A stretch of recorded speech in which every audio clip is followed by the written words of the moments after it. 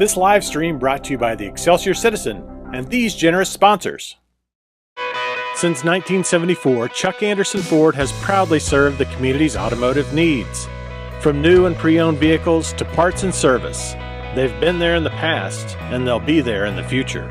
Visit Chuck Anderson Ford today. Does shelter insurance cover shiny red cars? Yeah. What about purple vans? Also, yes. Monster trucks? What's going on, son? From shiny red cars to purple minivans, you can count on Shelter's local agents to help you protect what matters most. Our Excelsior Springs Hospital, where better care is right in your backyard.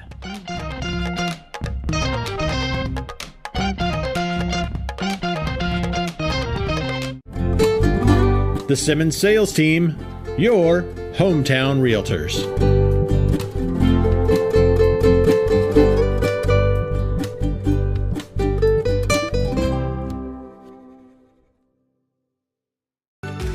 Whether we're talking about our dedication to preventing and restoring power outages, our pursuit of safety, or providing the best member experience possible, we are relentless in serving our communities. Find out how you can advertise with Excelsior Springs' #1 community resource. Visit ExcelsiorCitizen.com today.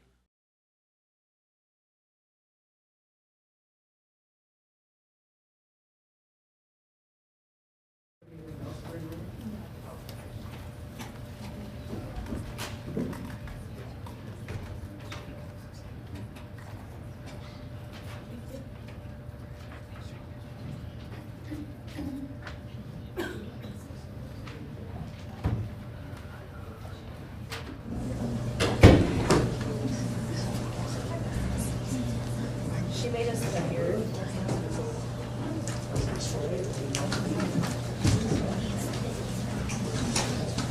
I know. Well, I was working on something.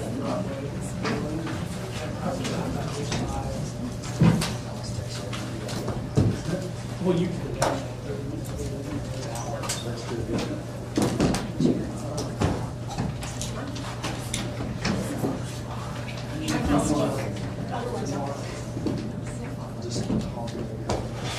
I'm usually in the garage, especially if I'm around.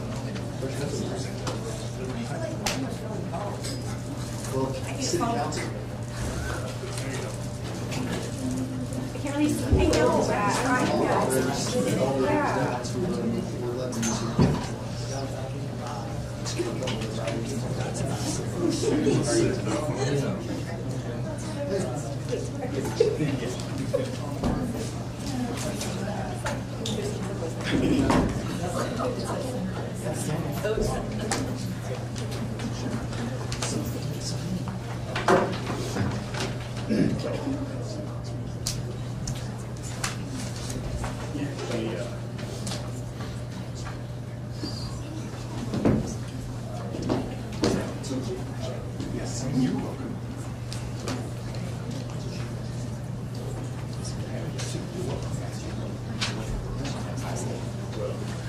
know. I know.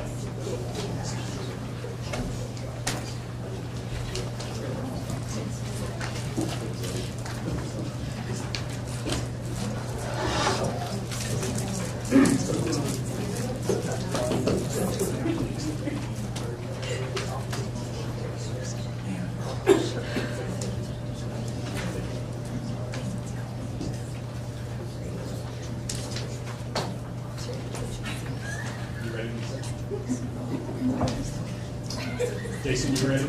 Yeah, I'm rolling.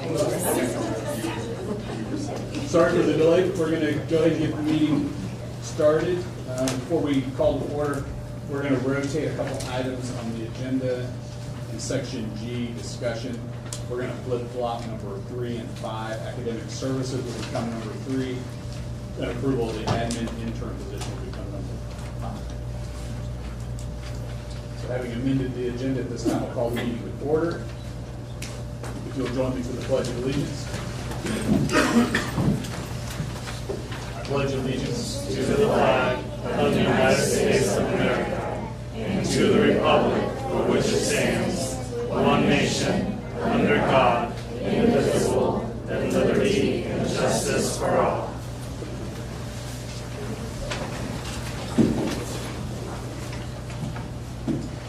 Moving on to item B, approval of the consent agenda. I'd entertain a motion. First by Darren, second by Tracy. All those in favor? Abstain. Oh. We're good. Oh, okay. Gotcha. Okay. We have 5 for abstention, 1 abstention, and then no against. All right. Next up is recognition. Mr. Gilkey.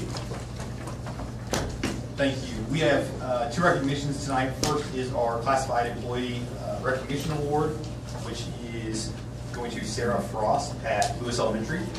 Dr. Comstock wrote that Mrs. Frost took on the role of library assistant this year, has done a fantastic job keeping the library organized and running smoothly. She's built excitement and a love for reading in students, and she's led intervention groups, provided students with appropriate supports, and has all around done a great job.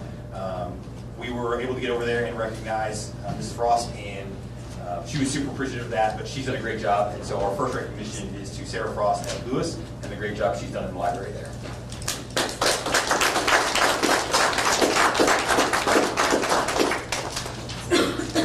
Our second recognition is to Coach Jake Ganman, who was recognized as the Local Legends Coach of the Year by the Standard. So that was a great celebration that Central Office was able to get over there. We had high school admin. It was, I think, awarded in a class, and so kids were able to be a part of that process. So a great recognition there. We were super excited for him to receive that award too.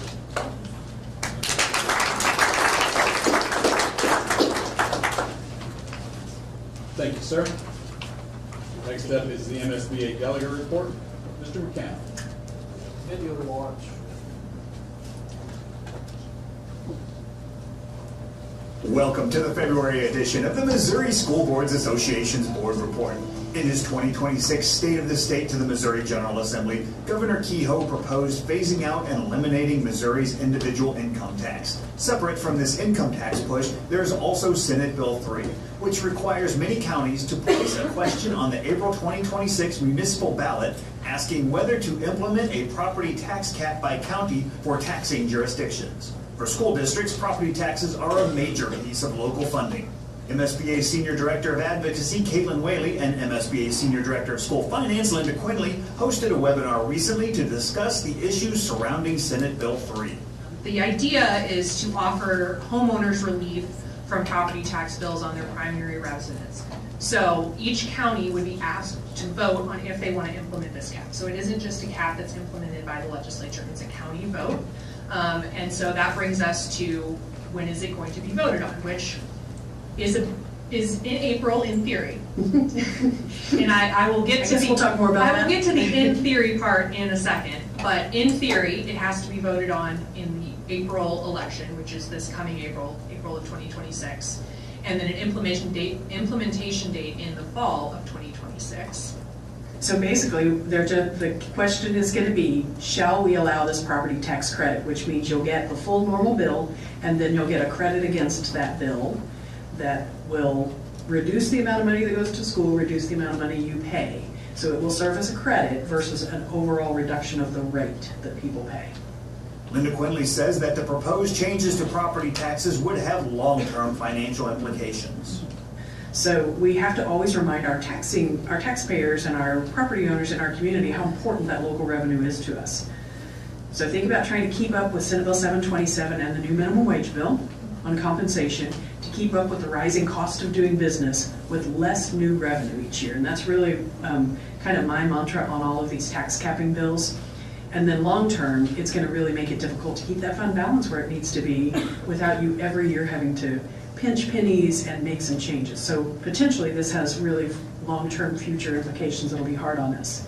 Setting aside the financial implications, the administrative side of this and asking districts to manage their day-to-day, their year-to-year financial health is going to be that much more challenging because it's going to be less money and it's going to be more unpredictable. Absolutely. And that's on top of all the other layers of financial unpredictability, I think, that we're seeing districts forced to navigate at present. Yeah, we're in the most unpredictable, unreliable revenue time that we've ever been in with mandated rising costs.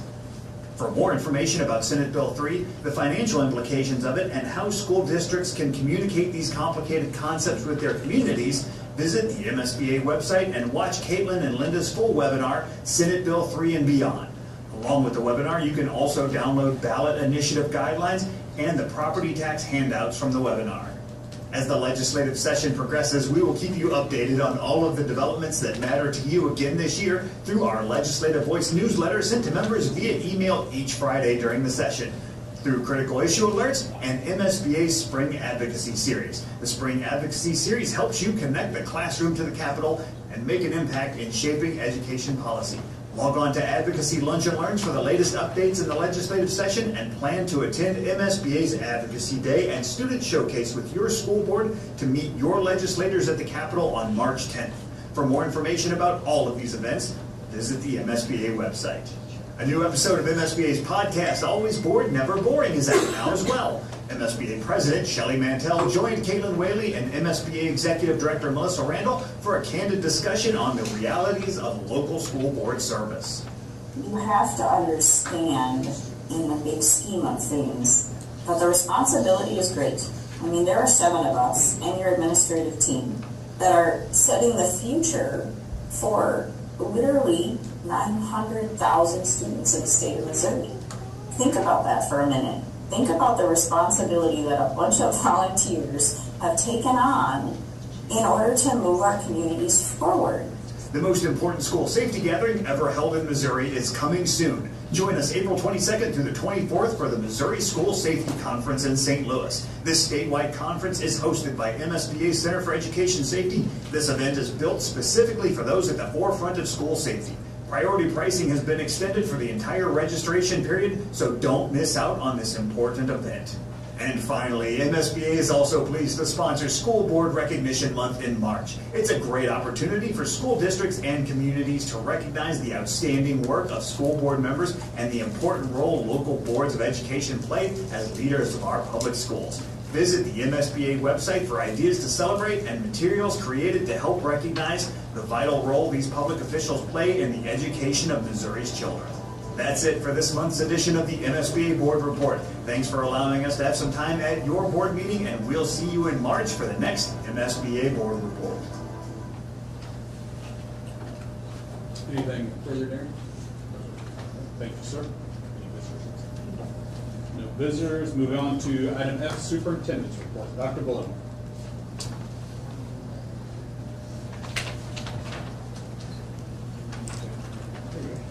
If it pleases the board, I'd just like to share some updates from around both the district and the state. I'm going to pass this out. President, Lisa and Kenny. So just so the audience can see, so this is just a very brief overview of legislative, what they call it as a legislative overview, but just large, the big ticket legislative items that have happened since 2014. So additions to actions, restrictions, red tape, you could say, expectations that have been added to school districts. Unfortunately, none of these usually take things away, just add administrative roles, things in the classroom, usually takes money.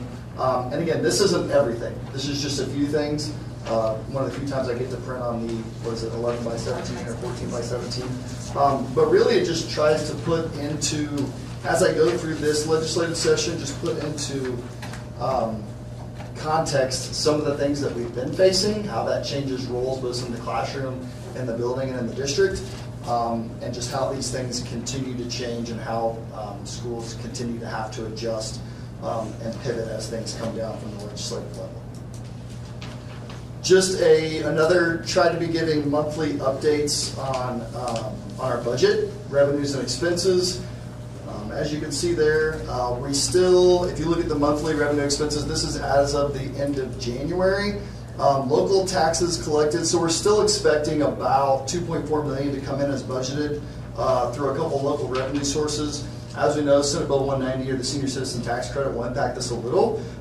That also, some of the reason we're seeing a delay in this year compared to last year in monthly revenue is because they extended that tax deadline for everyone to January 30th. So we've got less money in December and in January, but we'll probably get, we expect to get more in February than we've ever gotten because of the extension of that deadline. If you look over here, year-to-date revenue and expenses, we're tracking right along there. If you look over here, monthly revenue, it was up there because we didn't get as much the month before, but we hopefully should still be tracking more to collect about 2.4 million more, minus that impact from Senate Bill 190, the senior citizen tax credit, which we talked about last month, is about $130,000 for us this year. County state assessed railroad is another local revenue for us. It can be hard to predict sometimes. They usually give us a good idea. Ray County came in slightly higher than last year. We have not got Clay counties yet, so that'll impact our revenue and expenses as we move through there. We had done a end of quarter one, Q2, just budget revision. If you remember that, the plan was to do another one of those this month, but with the delay in revenue, some of the extensions of just some of the expenses and some of the things that we've been collected federally that it got delayed. I'll try and bring that next month just to get another revision before we really get into the budget planning season. I don't see a lot changing. We made some big updates, if you remember, there at the quarter two, which was good.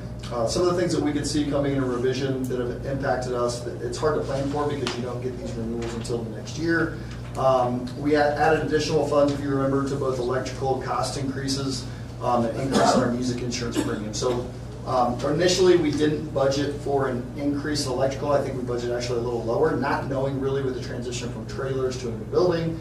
But then after we created that budget, even after the revision, we knew from Ameren we got an 11% hike on utilities. So I didn't want to guess and put anything in there, so we've tracked about 50 to 55% of the way through the year. So working with bookkeeping, we've added about $130,000 to that budget. So you'll see that in that revision as we go through. Just that adjustment to add to utilities. And then music, which is our liability insurance for all things insured, that increase was about 11.2% this year. We get that late after that budget revision. So that was about $75,000 that we had to adjust in there. So you'll see that movement as we do that budget revision and those two amounts on there. Hopefully some of the increased revenue that we get helps offset some of those.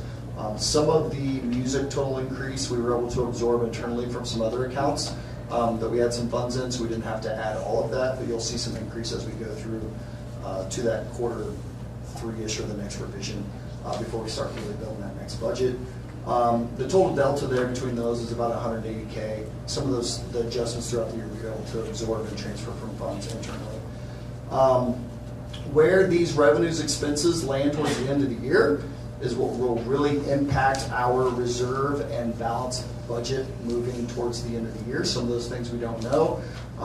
We were, the governor, when he signed his budget for this year, which is usually after we adopt a budget, always, was to fully fund the SAT, which is the standard adequacy target, which is what we get funded as a school district per pupil.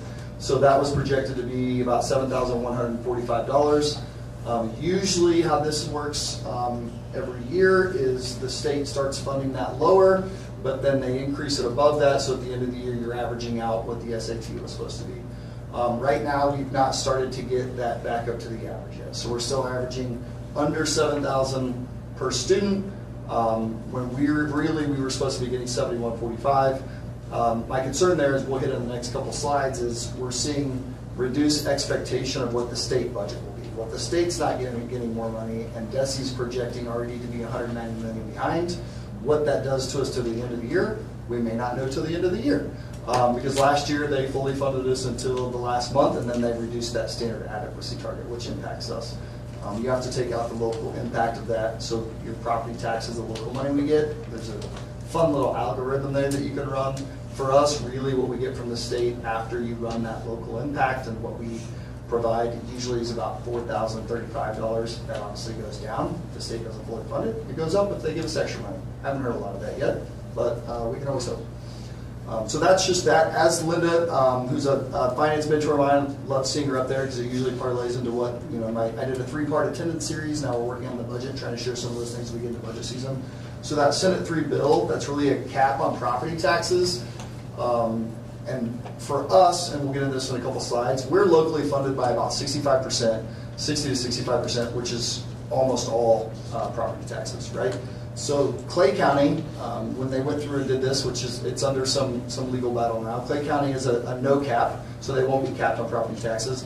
Ray County was selected as a 5% cap, but I haven't heard yet whether they're putting that on the ballot or not for this year. Some counties are, so we'll see how that impacts us. At the end of the day, without getting too far into the weeds here, that's a cap that can only go less than 5%. So usually how property taxes work, if one is 7% and one is 3%, that averages out and you may still be about 5. Well, if the highest you can ever get is 5, and some of those come in lower than 3, your average is only going to be lower than 5 all of the time. If you guys kind of see how that tracks. And then that compounds over time. All of those things. If you continue to not grow and you continue to have a cap, that's going to compound over time, and that's hard to predict when you're coming to budgeting and those types of things. And we'll get into some of that a little bit. So, just to have a little conversation about strategic action planning groups. So we had over 120 people show up to the strategic plan action planning group. So this is really the community forum. This is stage 2. Mr. Ruby came in a little late because he was coming from the operations and facilities and finance action planning team who was meeting tonight. So we had about 120 people or more come to this action planning community forum. Since then, most of them have their first meetings. We've had 19 show back up, 17 show back up, 14 people show back up. So really, they've been good, productive meetings. Our principals and co-leads of those are doing an excellent job leading through those groups to really develop those action planning teams in the next step of how we're going to reach those big rock goals as a district and providing our community, our staff, our families, and input into where we're going as a district over the next 5 years. So excited for that progress. Excited for the community's buy-in, families buy-in to really leaning into providing us that input to help make a good plan for all of us. So good job to everyone that's participating in that. Thank you. Key education bills to watch. So follow up on our large sheet here. So there's lots of education bills filed every year. I say dozens, there could be hundreds. Some of them get combined into an omnibus bill. Here are some that are going on right now. They're being heavily debated. Open enrollment is something that comes back every year. There's 2 strong bills towards that end right now that would allow students to attend to schools outside their home district. All of these bills that get presented usually have different types of little nuances to them. Who provides transportation? Do you have to provide your own? At the end of the day, it can cause some unpredictability in enrollment, both for our students that may go somewhere, but students that may choose to come to us. I think another thing that we're learning about is, as we talked about, we are 60 to 65% locally funded.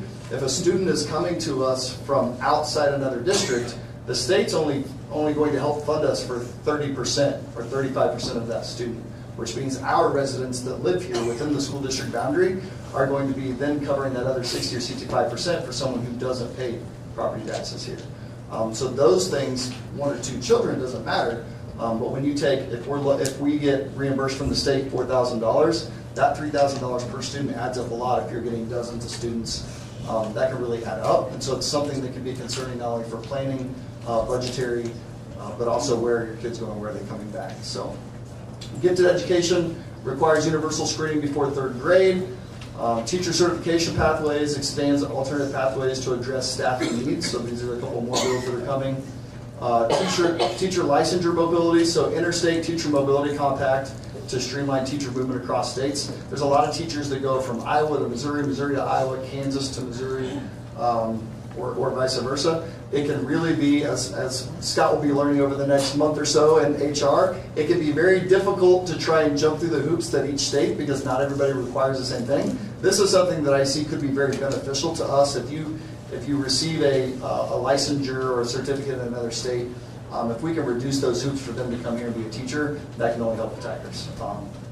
And then activities oversight, you've probably seen some of this on the news. There's a proposal by the governor and a couple bills to create a governor-appointed oversight board of activities. So those are some of the 4 or 5 hot topics that you're seeing. There will be more. Some of these will be combined, but just things to keep an eye on, because these will directly impact us in different ways, whether it's managing universal screening, whether we're able to get teachers without less hoops. Open enrollment really can play a large role in what we would look like in a couple of years.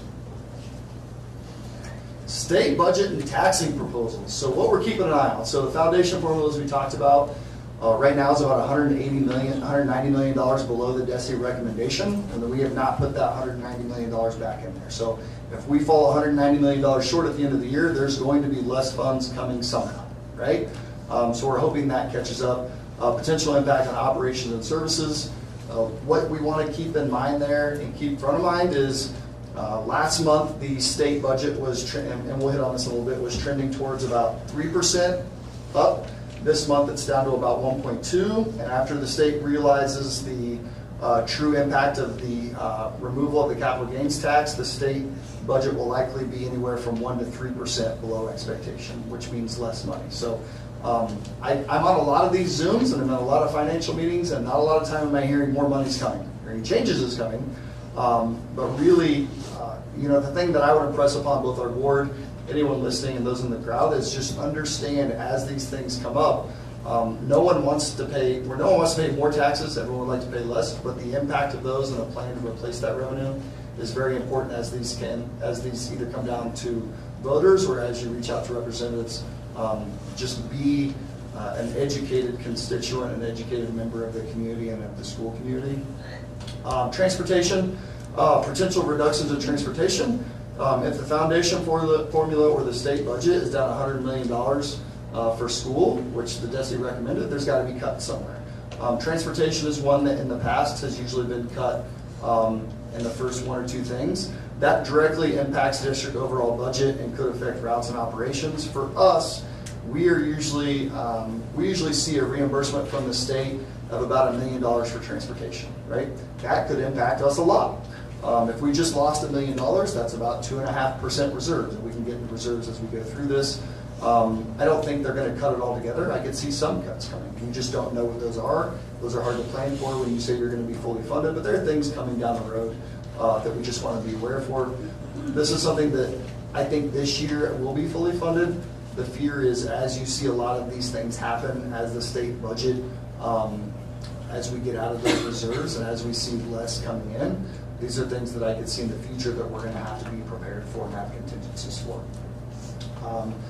State budget reserves, like I just said, is down. Reliance on one-time funds, which is some of those, the COVID funds that our state was sitting in a $5 or $6 billion reserve at one point. We've spent those down a lot. So as we get into one-time money with things that recur, that's less long-term stability for us in building a budget.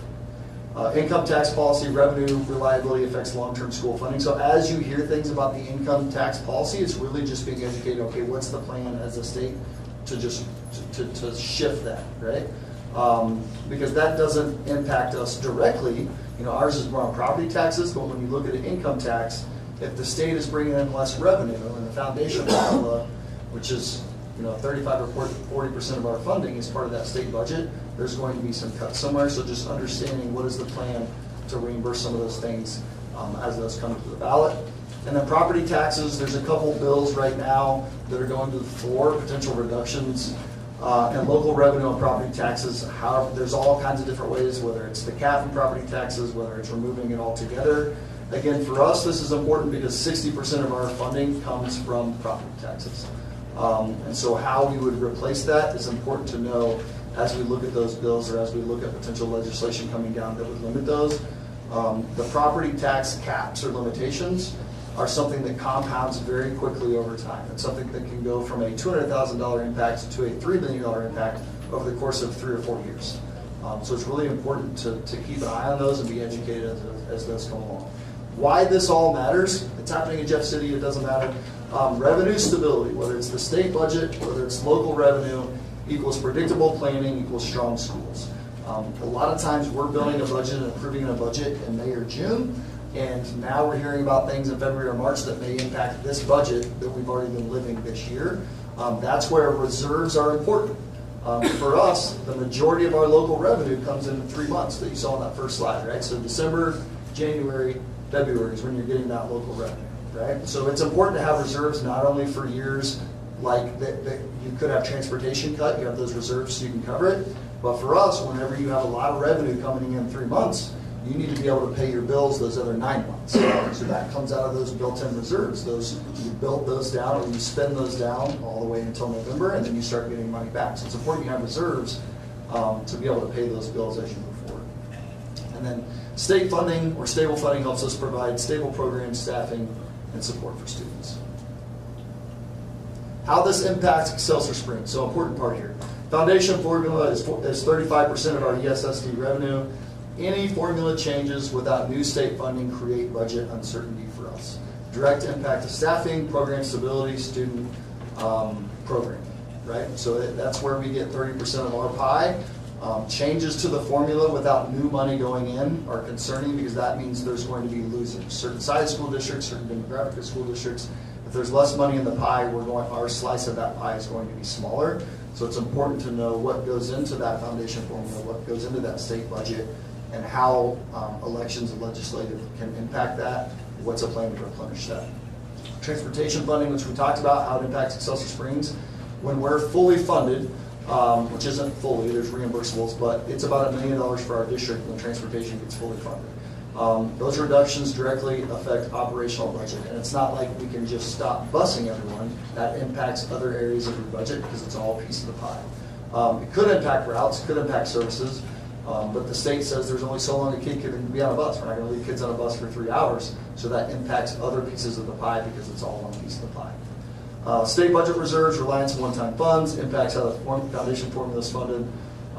With the proposal to phase out state income tax, it's very important to know, as a state, how do we plan to replenish that, knowing that the state budget, which is 35% of our revenue, comes from that. So if there's a cut there, how's that going to impact us? So as an informed citizen, as an informed parent, family member, community member, as you go vote for these things, what's the plan to replenish those funds? And then obviously the property tax is assessed valuation.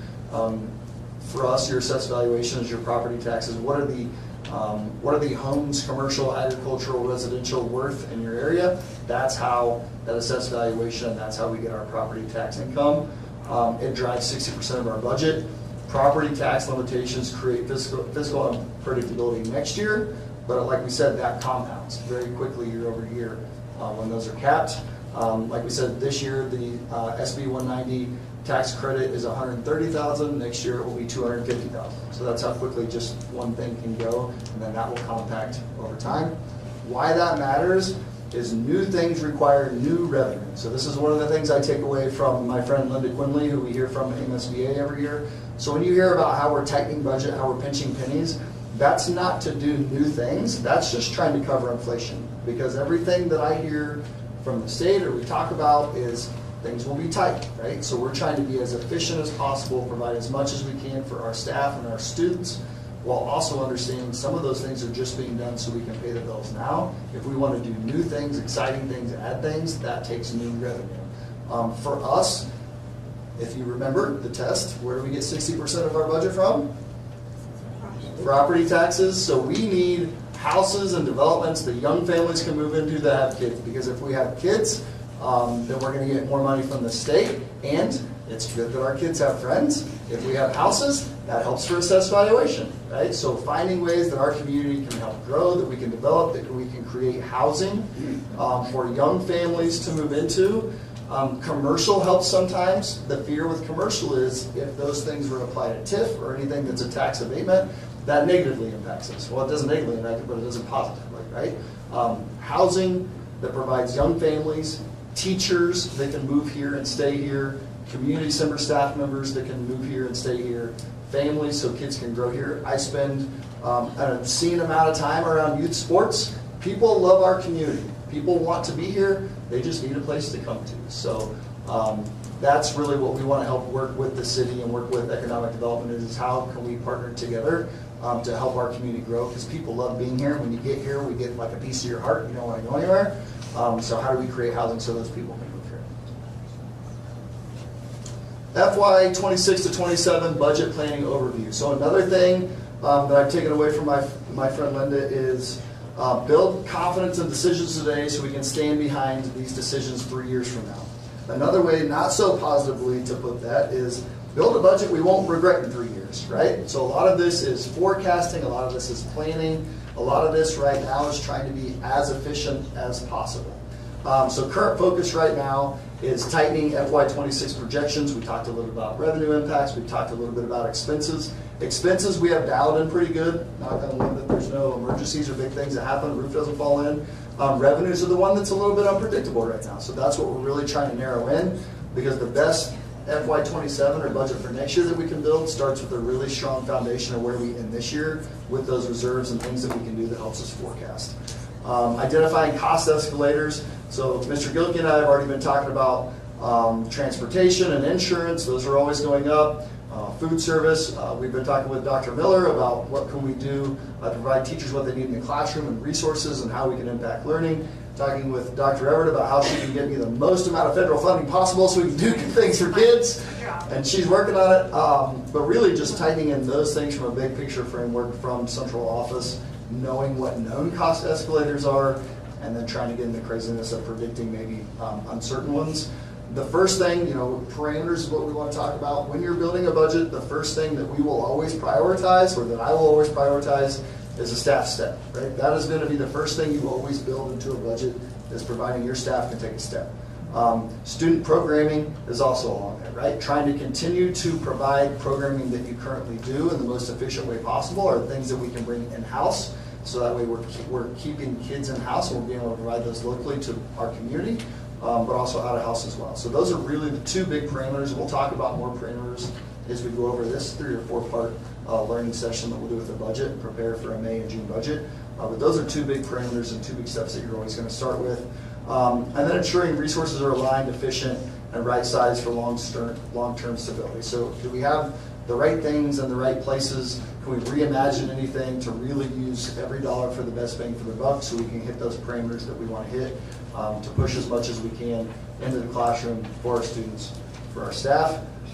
Again, back to what we're monitoring: inflation and mandated increases, foundation formula discussions, income tax and property tax proposals, statewide revenue uncertainty. Budget planning timeline, so a clear roadmap. So here's some things that we talked about. Key board budget milestones. February approved moving the June meeting, which we'll get. That's an action item coming up. April proposed budget work session. So we talked about this last year as we did our last revision. I'd like to propose a budget work session in April. We'll review a draft FY27 budget, talk about assumptions, parameters, kind of go through a budget prep process. We feel like we're in a really good place to approve a May budget so we can get moving on next year. May, target for the FY27 budget approval, and then adjust the June FY26 board meeting to adjust to actuals, close out, and that's when we'll really know where our starting point is for next year's budget. Really, that won't really impact revenues or expenses. That'll really line out just what your starting reserves are. Within there, probably a late March or April. Plan on also having just a staff, whether it's district leadership, a choice in, just some of these slides that we've been going over that we're learning, providing the opportunity just to share some of these things with staff. And in the past, we've done that with the district leadership team, but just providing them the chance to come in and learn some of this stuff. Here's some of these things, priorities that we're seeing. Should have a better idea of insurance, should have a better idea of where we're going with the parameters, staffing, stuff like that. So we'll be able to share some of those things. But obviously it's important to try and get that in front of you guys as well, so that way we're all hearing things. So any questions on that? I know it was a lot and getting into the weeds a little bit. I'm just trying to make sure that we're educating both those online in the crowd and then those up here at the days. That way if you get questions from our community or constituents that we feel prepared, or at least you can point in my direction, I can help answer the questions. Are any of our action teams, do they have a topic that aligns with the budget or ideas for the budget? Yeah, so they do. So the operations and efficiency has a big budget impact in there, knowing that we've had some deferred maintenance that we've deferred for a while. So there's a balanced budget sheet in there that talks about long-range facilities. So that'll be part of, it will probably be likely part of multiple pieces, because I know staff retention and recruitment, I would be really surprised if there wasn't something in there about compensation packages. That plays into the budget, right? Same thing with curricular resources, same thing with the wellness. So it will play into a lot of those. There's not one that's just about the budget, but big pieces of it in lots of places. So we'll get input. Yep. Any other questions? Yeah, just a comment. I don't think it's elsewhere in the agenda, so I'll mention it. The strategic planning committee was, well, I'll say this, I wasn't surprised, but I was very encouraged by 120 people showing up, from parents, we had teachers, we had some of our senior citizen community that we've been talking about, and I was just very, very excited to see that. So I think the message, right, is there's still an opportunity to be involved if you weren't able to make it Yeah. If you're still interested in one of those 5 groups, you feel free to reach out to me. You can reach out to Mr. Ruby, who's been doing a great job serving as our internal facilitator. I agree with you. I know Brett and Tracy were able to come. I don't want to say, again, I was surprised, but it was strongly encouraging as a community member, as a family member, as a member of our district, that we had 100, 200 people show up, but they're still showing up, and more are still showing up, right? They're showing up to these action plan teams, which is really where the work's done, right? Putting in those work. They're not meeting one time and saying, all right, run with it. Like, they're helping build these action plans. They're helping build these steps. They're working together in a group. They're going to meet 4 or 5 or 6 times to really develop this, and then bring it back to the district-wide committee for approval to then present to the board. So I'm excited about the process. Lots of buy-in, good feedback that we've gotten. I think it's going to build us a really good plan for the next 5 years. Thank you for sharing. All right, thank you, sir. Appreciate it. All right, moving right along to discussion items. First up is Dr. Harris with the Elkhorn Elementary data. Right. Good evening. It's my pleasure to be here tonight. I always love to talk about Elkhorn, and especially with you all. So I continue to be very proud of the work and proud of the staff and students that are there. This is my 3rd year at Elkhorn, so moving right along. So tonight I'm going to talk to you about curriculum and assessments, effective teaching and learning practices, get into a little bit of culture, climate, and community, and then, of course, what makes us special. So first of all, this year we have spent quite a bit of time really focusing on our curriculum, our written curriculum, and making sure that teachers are unpacking the skills and the standards that students really need to know and be able to do to be successful.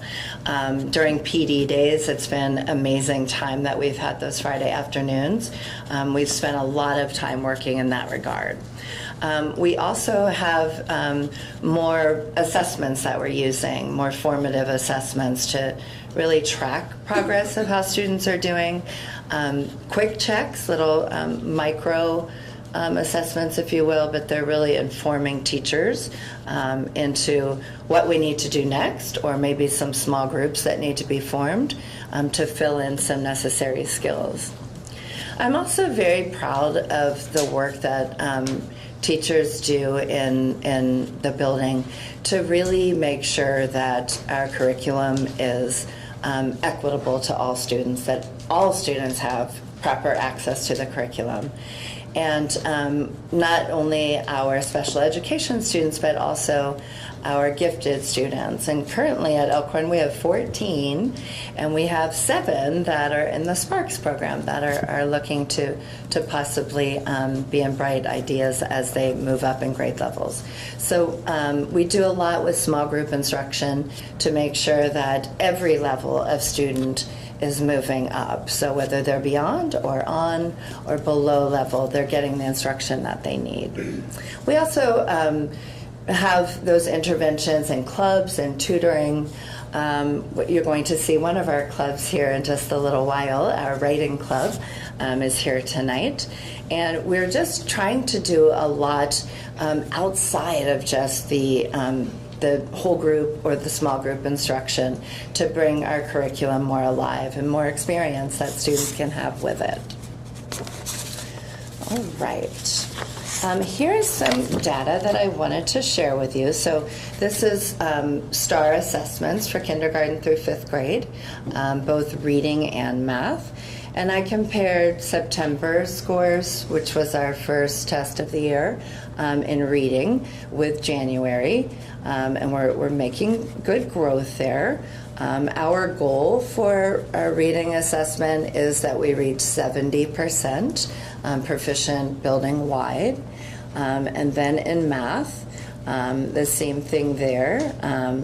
I compared October, which was our first school-wide, with the exception of kindergarten, with our December assessments, and we made some growth there as well. And our overall STAR math goal for the building is 75%. So we feel like we're doing a good job. We do monitor this. We analyze the data after every assessment that we take. The building leadership team kind of sits down and looks at it a little bit deeper to kind of see what we're seeing building wide. Are there some trends? Are there some things that we're seeing with alignment and different grade levels that maybe we can tighten up somehow? And then the last thing that I put on the bottom there is our reading success plan totals at the beginning of the year. We started the school year with 65 children on reading success plans, and currently we're down to 45. So we're really proud of that growth. All right, next is effective teaching and learning. So this year we've done quite a bit with vocabulary instruction across all content areas and all classrooms in the building. So they've really adapted the protocol that Dr. Miller put out to the whole district, and I'm very, very proud of the consistent use that we see visiting the classrooms. Children are really learning vocabulary, and it is intentionally taught. We've also spent time on looking at the standards that we're teaching in math and reading and using wit and wisdom as that resource to really make sure that we're hitting on our curriculum. And we're sharing out more of that information with our families as well, just expectations of what students should be learning in those grade levels. Our professional development this year has really been based on the district-wide instructional strategies that we're all trying to master and focus on. And at Elkhorn, my teachers learn a lot from one another. So visiting each other in classrooms and doing tiger walks a little bit differently this year. They actually signed up to visit a certain class and see a certain instructional strategy that was going to be facilitated so they could watch and learn what they were interested in bringing back to their own practice. They've also presented a lot of things to one another, so we're using the experts that we have in the building to help us all get better. And then, of course, our strong focus on science this year has been amazing. When students get to school in the morning, they truly can't wait to come into the building and see what's going to happen. And just this last time, Mrs. Breyer is here tonight, but one of her students invited me to come down to science. And when I came into the room and showed up, he ran over to her and said, "Dr. Harris came." So they're just really, it's remarkable to see the love of learning based on the standards that they need to be learning. So we're grateful for those resources that we've gotten this year. It's definitely authentic learning. All right, and then culture, climate, and community. So this year with PBIS, we really jumped all in with our Tier 2 resources and supports that we have. The district has led us very nicely with our district level team, but we are finding some great practices in the building, and we're also seeing great success with our students that are in this program. We kind of started pretty small, wanted to make sure that what we were doing was effective, and now we're starting to add more children in because we feel like our plan is really set to support not only the students, but give teachers more resources that they need.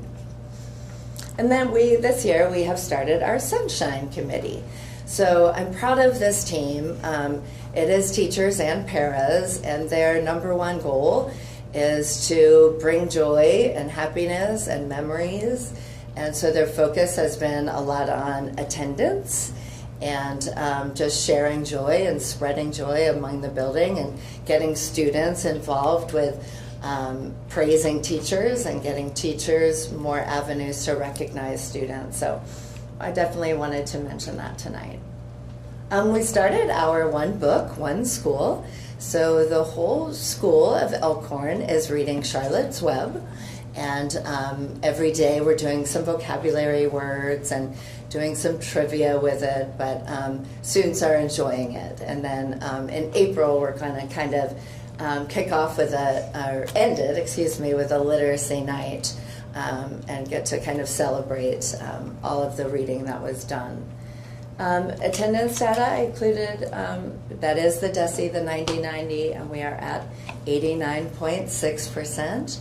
I wish I could stand here and say that it's getting better, but we have been stricken with a lot of flu lately, so we're doing the best we can to work with families and put some supports in that they might need. Behavior data this year, we've had 68 incidents that resulted in discipline action, which is an increase of 10 referrals from last year at this time. All right. So tonight I wanted to highlight our Ohana program.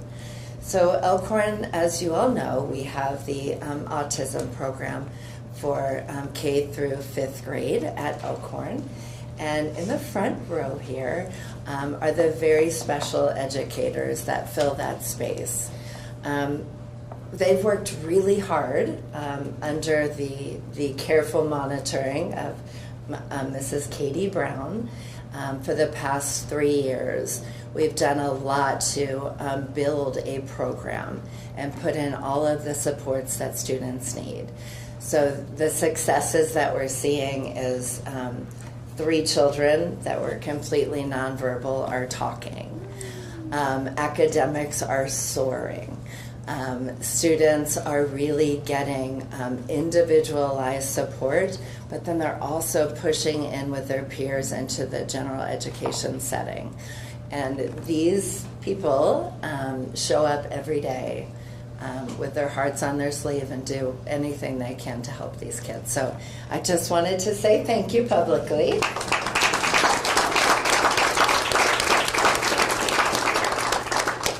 And I love all the rooms in the building, but that one is definitely my favorite. We know. Okay, and here's just some pictures that I included, just some happenings around Elkhorn, some fun memories, and just how staff are getting involved with students, and just the joy that you can see out at Elkhorn. And lastly, I would like to invite Mrs. Teresa Breyer. Did she just step out? Oh, and some students. Come on up, boys and girls.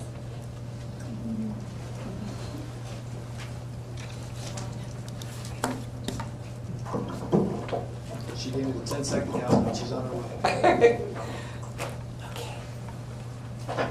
Where do you want to stand? Right here and kind of face this way. Okay. Stand right here. Face that. Face that. Quicker, stand right here. Good job. All right. Okay. Sorry.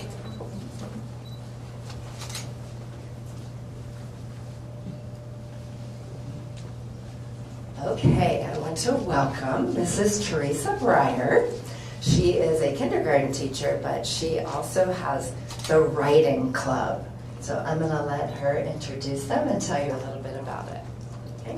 So Ms. Kilgore and I started Right On last year, and we work with kindergarten, 1st and 2nd grade. Kindergarten starts 2nd semester, and parents commit to a full semester. They come on Wednesdays and Wednesdays, the last 2 weeks of the month. Sorry, nervous, try not to read this. And so it's pretty exciting. They come in and they're just ready to go. After the first year, we talked with the kids about what they liked about it, what they didn't like, and the consensus was they liked being able to come in and just write. So this year they just come in and literally grab their stuff, they lay around the room, and they write for an hour and 15 minutes.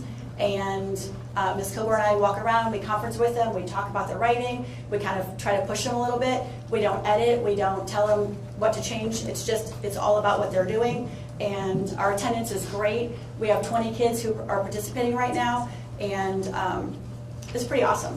So we actually, when we mentioned this to them, they all wanted to come, so, sorry, we have 4. So,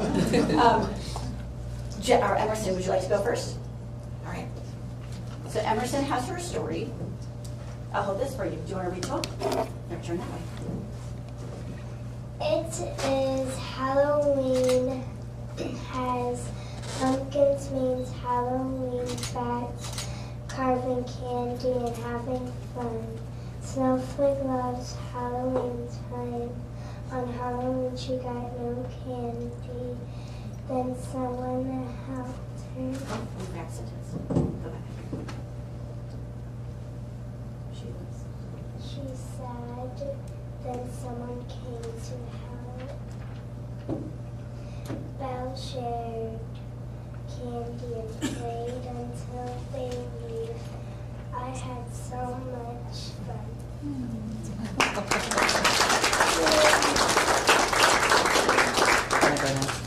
Bella, do you want to go next? Snowflake comes into a lot of her stories, so. Join So today, I'll hold this. You better read your story. So Bella wrote a book about nature, so she has lots of sections or chapters. So we limited her to 2. So I'll hold it. You read. Here, look at. this is about butterflies. Butterflies are so pretty. They have so many colors. Some butterflies are poisonous. They could hurt you. Butterflies have patterns. Butterflies love to suck nectar, and flowers die when it gets colder to winter. And butterflies hibernate, and butterflies come out in the spring. Next, I'm going to read to you about snowshoe hares. What rabbit has white hair? Snowshoe hares. The snow bunny hair blends into the snow. It blends in from predators.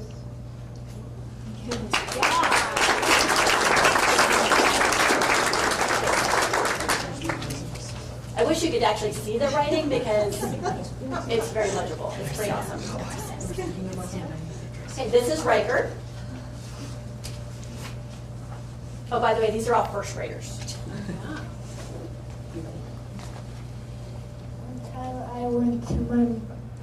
One time my mom told me I was going to my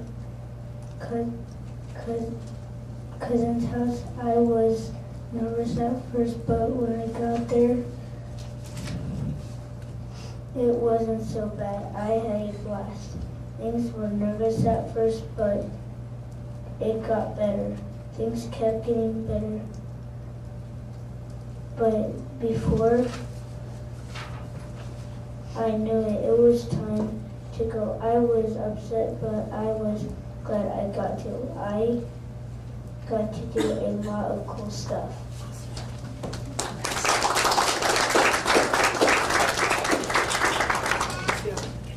And this year's Miss Harmony. She's one of my kindergartners, so she's only been in Writing Club this semester. Ready?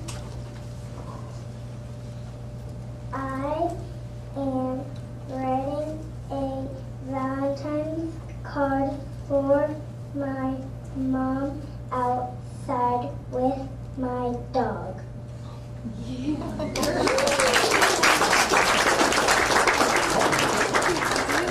Thank you very much. Thank you guys. Thank you very much. I got a question. Yes. Where are these poisonous butterflies? She'll probably tell you. It's because if there's a poisonous caterpillar, there's poisonous butterflies. Makes sense. Thank you.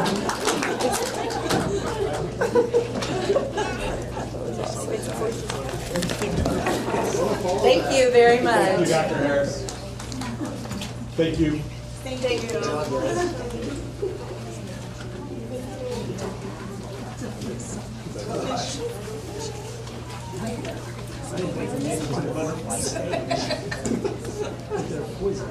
All right, next up is the approval of moving the June board meeting and scheduling a budget planning workshop. Dr. Bullock. If it pleases the board, I'd like to propose that we move the June 9th school board meeting to Tuesday, June 23rd, so that we maybe have final budget numbers presented and approved the end of the fiscal year and adjust those to actuals. Nobody wanted to stay for the moving of the board meetings, guys? It's bedtime. Stop that him. This is something that we do every year. We get it as close to the end of June as possible so we can adjust to actuals and have a really good idea of where that's at. We'll still be, likely there won't be a lot of things that come in after that. There may be a couple, but we'll have it really narrowed down when it comes to those expenses and POs that we paid out.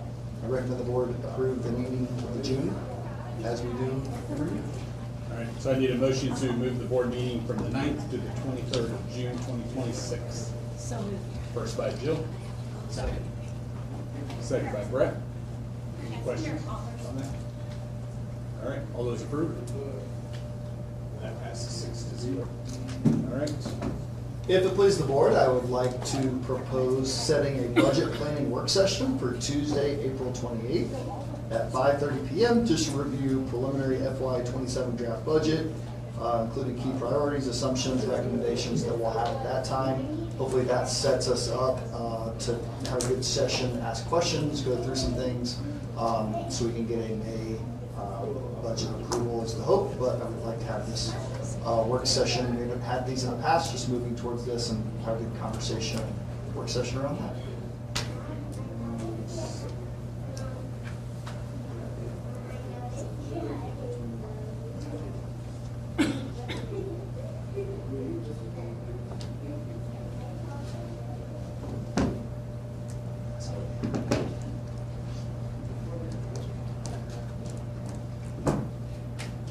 Does that work there? Everybody's that work? I have a couple things in April. I switched to that's what it was or not. All right. Any, entertain a motion to approve April 28th, 5:30 budget workshop. So moved. First by Brett. Second. Second by Jill. All those in favor? That passes 6-0. All right, thank you, sir. All right, this is where we were rotating topics. So next up is academic services update. Dr. Thank you. So I have a handout for you that I will reference here in a second.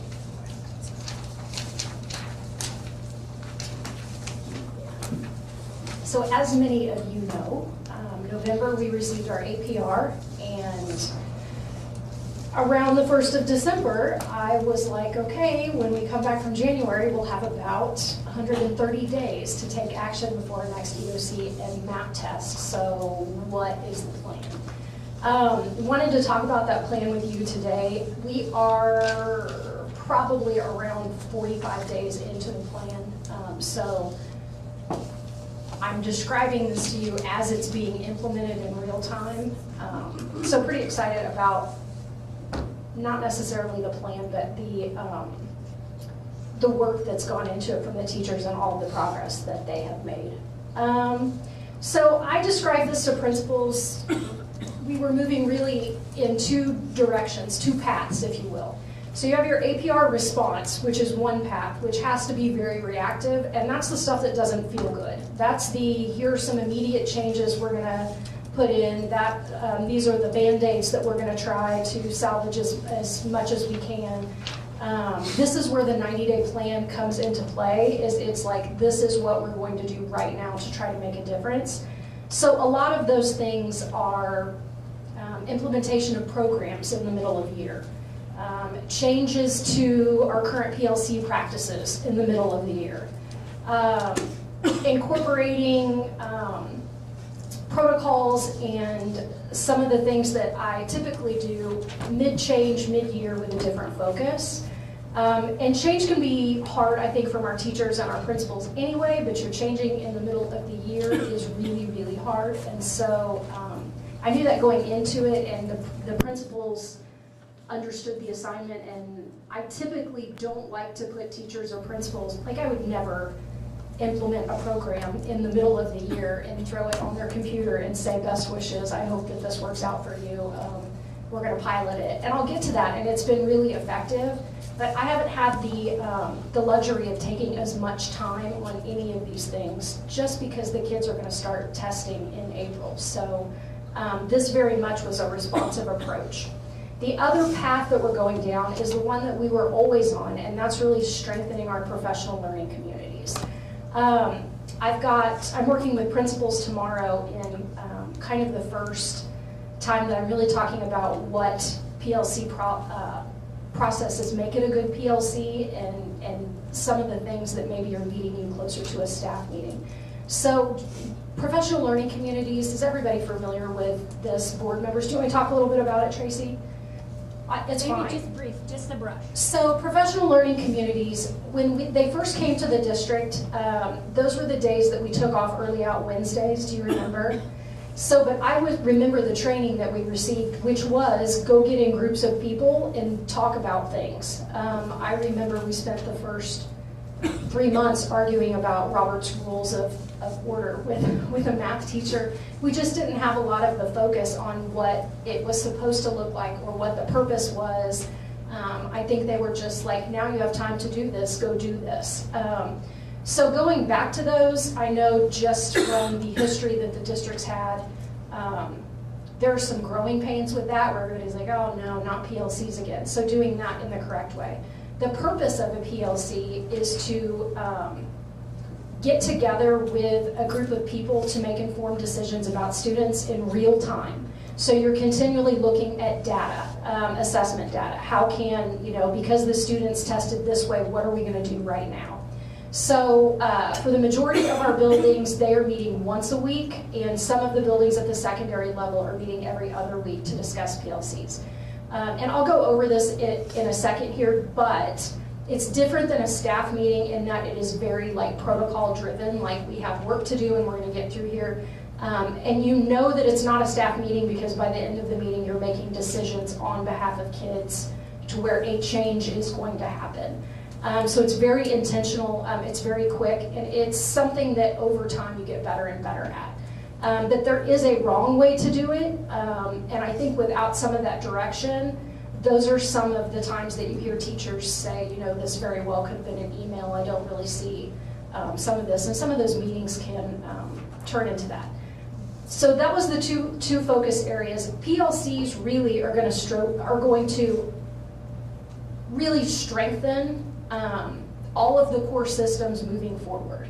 So this is a long-range plan. PLC work is going to happen for years regardless of our APR, just because it's best practice and just because that's how you make individual changes in classrooms on behalf of kids. That's where your ideas for differentiation come in. That's where teachers say, hey, I need support with these kids. It's really a problem-solving team opportunity to meet the needs of your kids right now. So those are the two directions. The first part's the 90-day plan, and like I said, this is the responsive part of this. Like I said, I knew that I had about 120 days to make the biggest impact that I possibly could.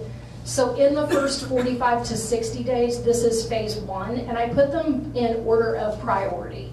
The reason that I picked the priorities that I did is because the first priority gives you the biggest bang for your buck statistically in progressing kids.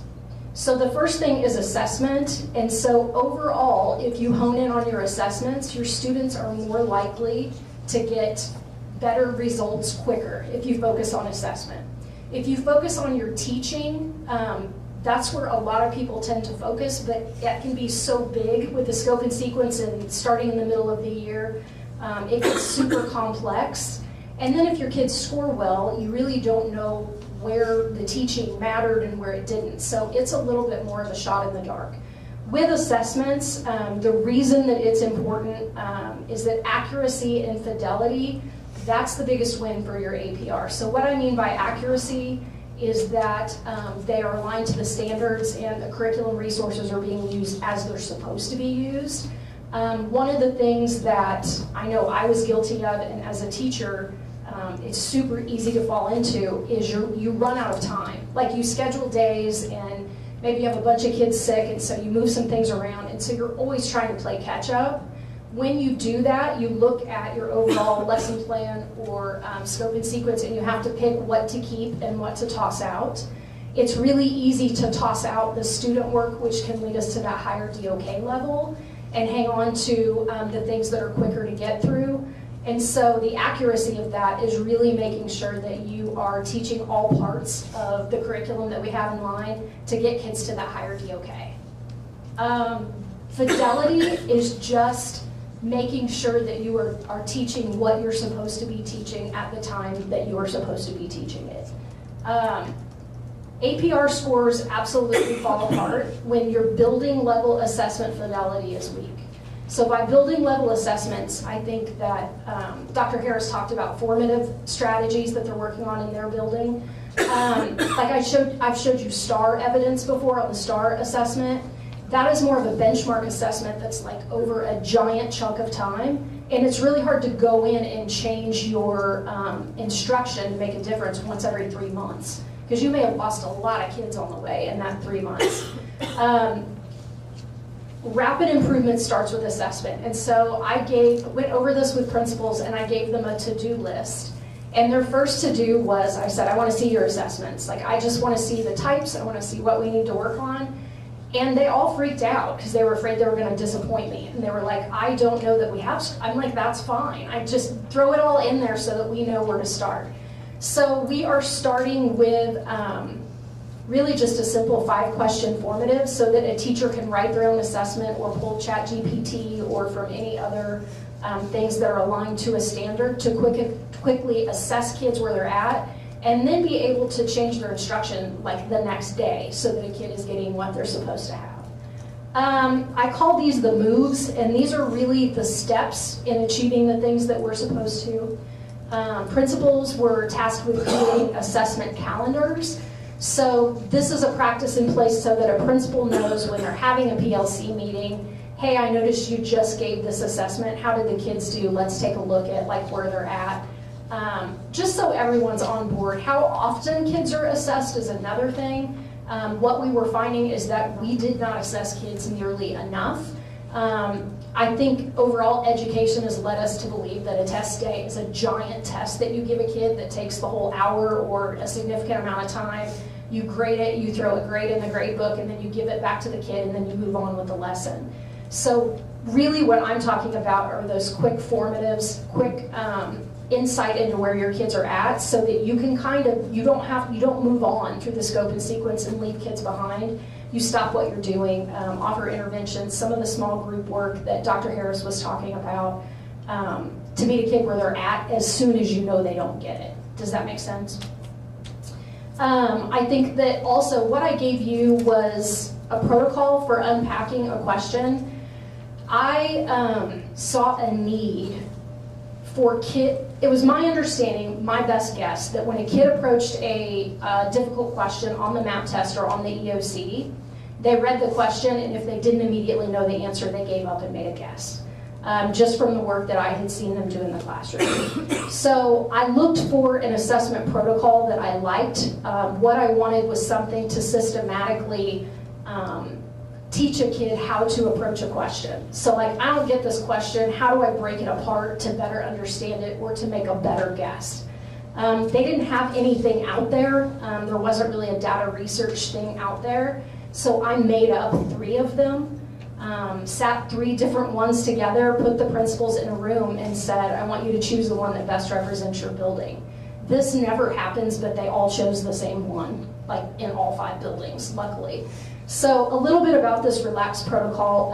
I hate to say the ask from me to principals, which they have done such a good job of, is that once a week, I want every student, kindergarten through 12th grade, with a high-level question, hopefully that the kids don't know the answer to. Because when I initially did this, the teachers were like, well, I haven't taught this yet. They're not going to know it. It's not about the answer, it's about the question. So once a week, kids are going through this question on how to tackle a question using an EOC question that's grade appropriate. And the biggest impact on here is that teachers are modeling their thinking as they approach it out loud. So saying things like, well, I know that this is important, so I'm going to underline it. And I know that this can't be the answer because up here. So there was I don't know that we do a very good job of modeling thinking out loud so a kid understands how to think about things. So that's very intentional. I've just gotten nothing but, like, the teachers really are enjoying this. They love a good protocol. And I am seeing a lot of really good things happen in the classrooms. The teachers really enjoy it. One of the best things that I think has come out of it is that they didn't pick the questions, and they were like, my kids can't do any of these. This is going to be really hard for them. And what they're finding is that when they do these protocols, the kids know the answer. They just didn't understand the question. So I think this alone is going to set us up just for assessment taking strategy. It's going to be really worth it. I added STAR assessment at the high school, in particular for Algebra 1. Also got it started for, I think, English 2 ELA classes that wanted it as well. They needed a normed-based assessment to really determine what standards the kids were missing at. Because at algebra, there's just such a wide level of who you're getting in an algebra class. You've got kids at a 5th grade level, you've got kids at a 12th grade level, and so the idea of just teaching algebra, it's really hard to choose which standards to cover when kids are missing so many foundational skills when they get in there. So the STAR assessment really hones that down and tells you what standard to focus on. In addition to STAR, which every building is using STAR, and I think I've shared that data with you before.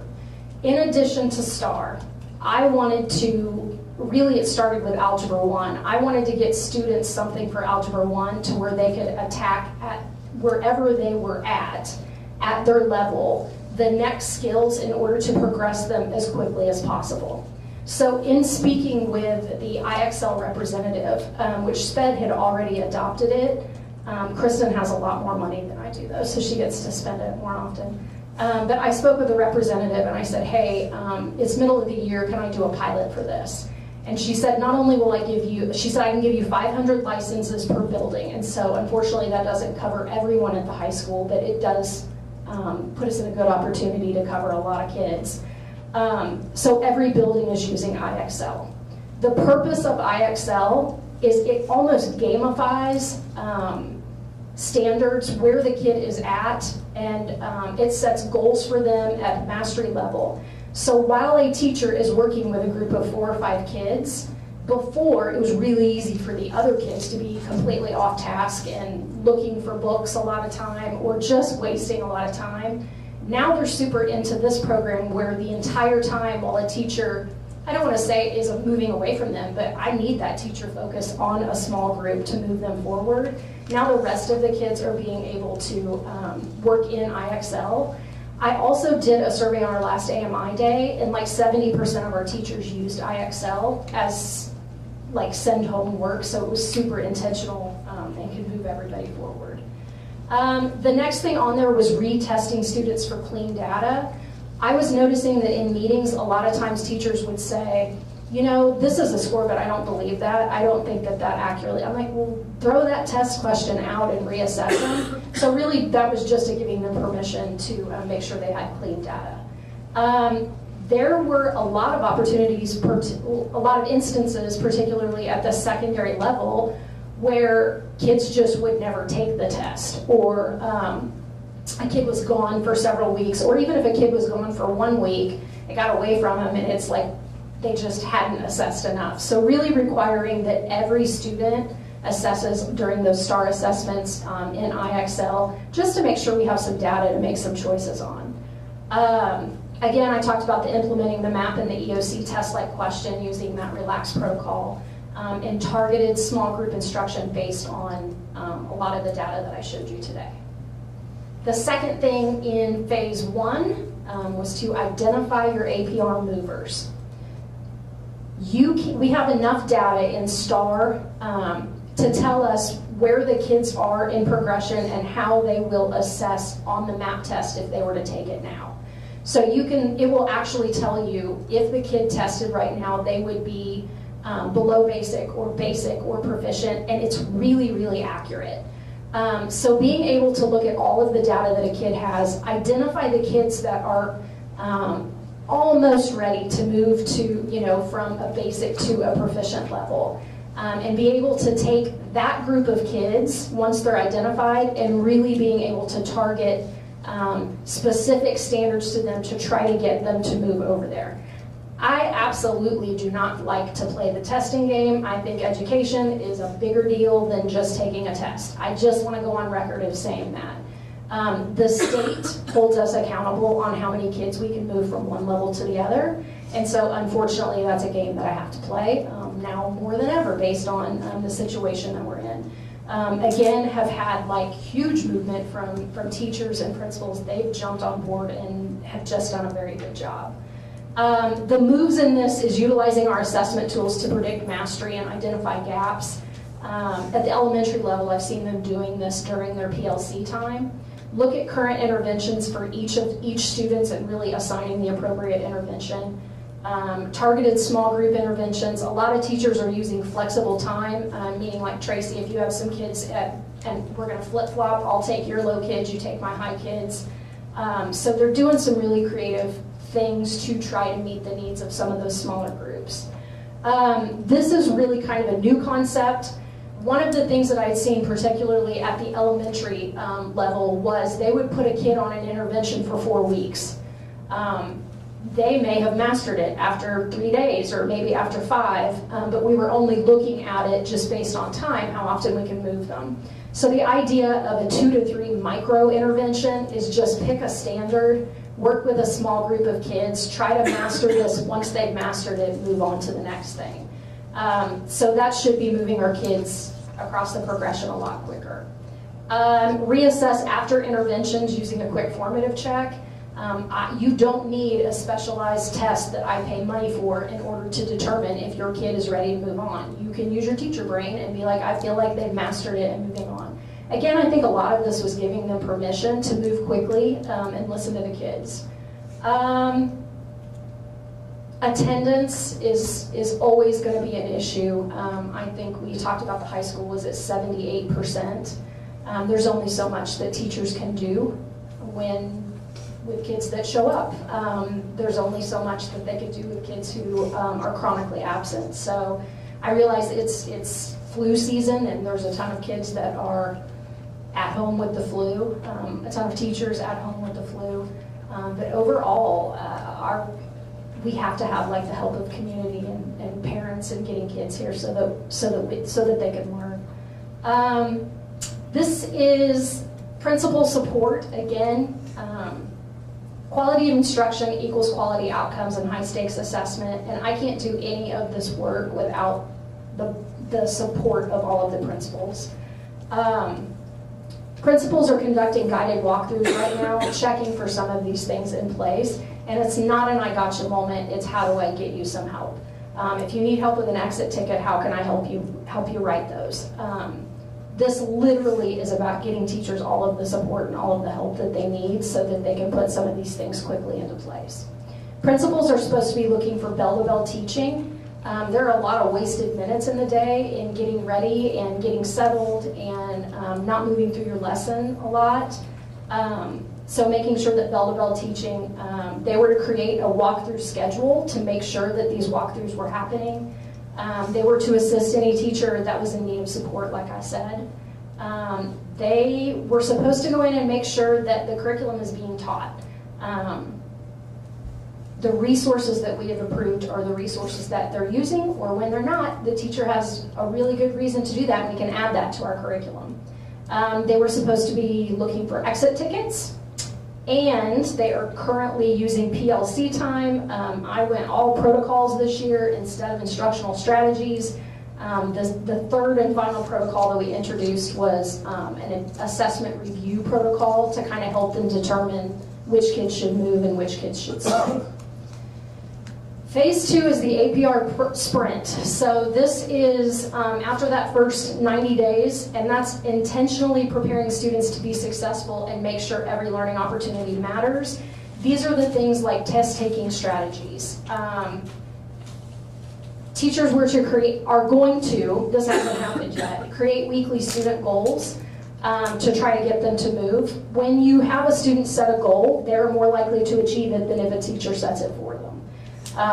A focus on 1 or 2 standards a week instead of, I think it's really easy to get in the habit of going, I still have a quarter left to teach in the next 2 weeks, and so you go real shallow on everything, trying to get it all covered. This is really just an intentional focus on pick 2 of the most important things, make sure the kids get it, and then move on.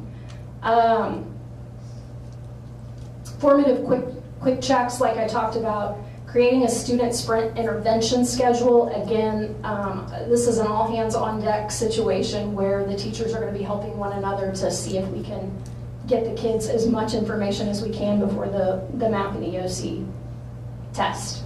Collecting student data on standards that haven't been met, and looking really overall at learning needs to try to get that in before they take those assessments, and continually adjusting intervention groups based on where your kids are at. So back to the PLC, that really is the 90-day plan. If you guys would like, I'm happy to answer any questions that you have about the plan before moving on to the PLC stuff. I have a couple. This is your jam. Well, because I'm not that familiar with IXL. Yeah, I wasn't either. But one question I had, when students are exposed to that, does it use the same vocabulary that they see in the standard or that they'll see on the MAP or the EOC assessment? Because I think that's important, that there's some sort of alignment with that. So you can't ensure that all vocabulary is covered because every curriculum has a different set of vocabulary. They do align with Missouri standards, and so a lot of that is going to be covered. And that's really the best thing that a national program can offer, is to say they're aligned to Missouri learning standards. You mentioned about identifying kids on the bubble Mm-hmm. playing the game. That's how districts make a lot of growth. They Sure. do. They really Yeah. look at those kids that are close to proficient or that can move from below basic to Yeah. basic. One more question I had was, we have instructional coaches, so how are they being used with this plan? How are we utilizing them? Good question. So I will tell you that I've asked my instructional coaches, they're doing fewer coaching cycles with teachers because they're doing a lot of this APR lift.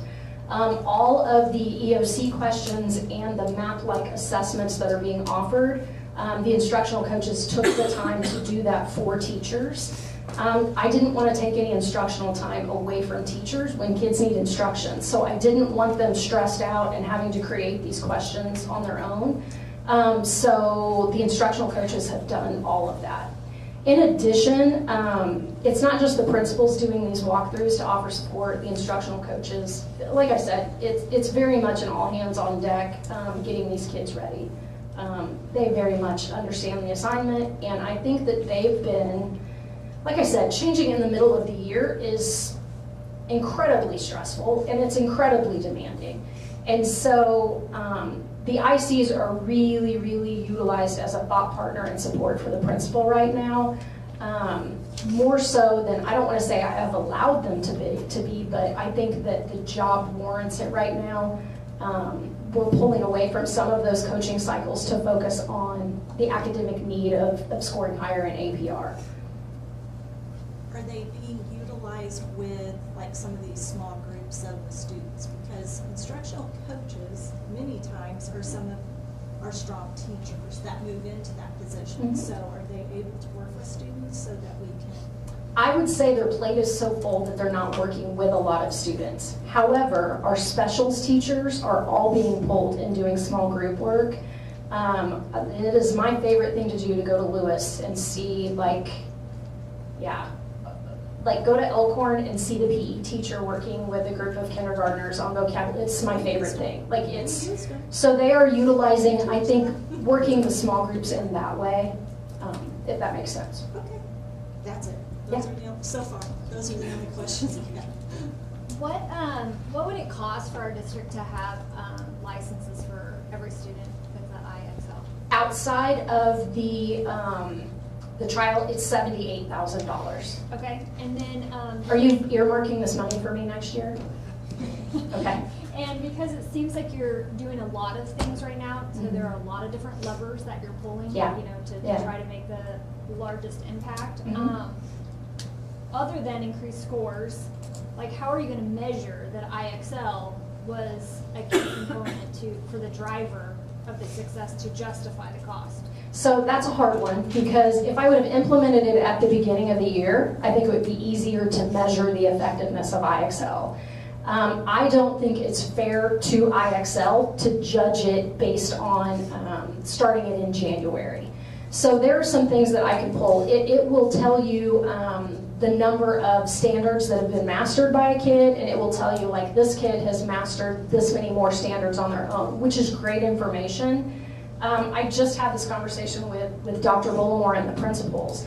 I am charged with making the best use of my money as I possibly can. The feedback I'm getting from teachers and my gut feeling is that IXL is worth the money and that it's going to make a difference. However, I have to make that decision in July with my budget in order to pay for it well before our APR scores come out and my EOC data and my MAP data. And so everything that I do in my job, all the bullets come my way because I'm the one that takes the risk. And so it is my gut that this is going to be helpful to students.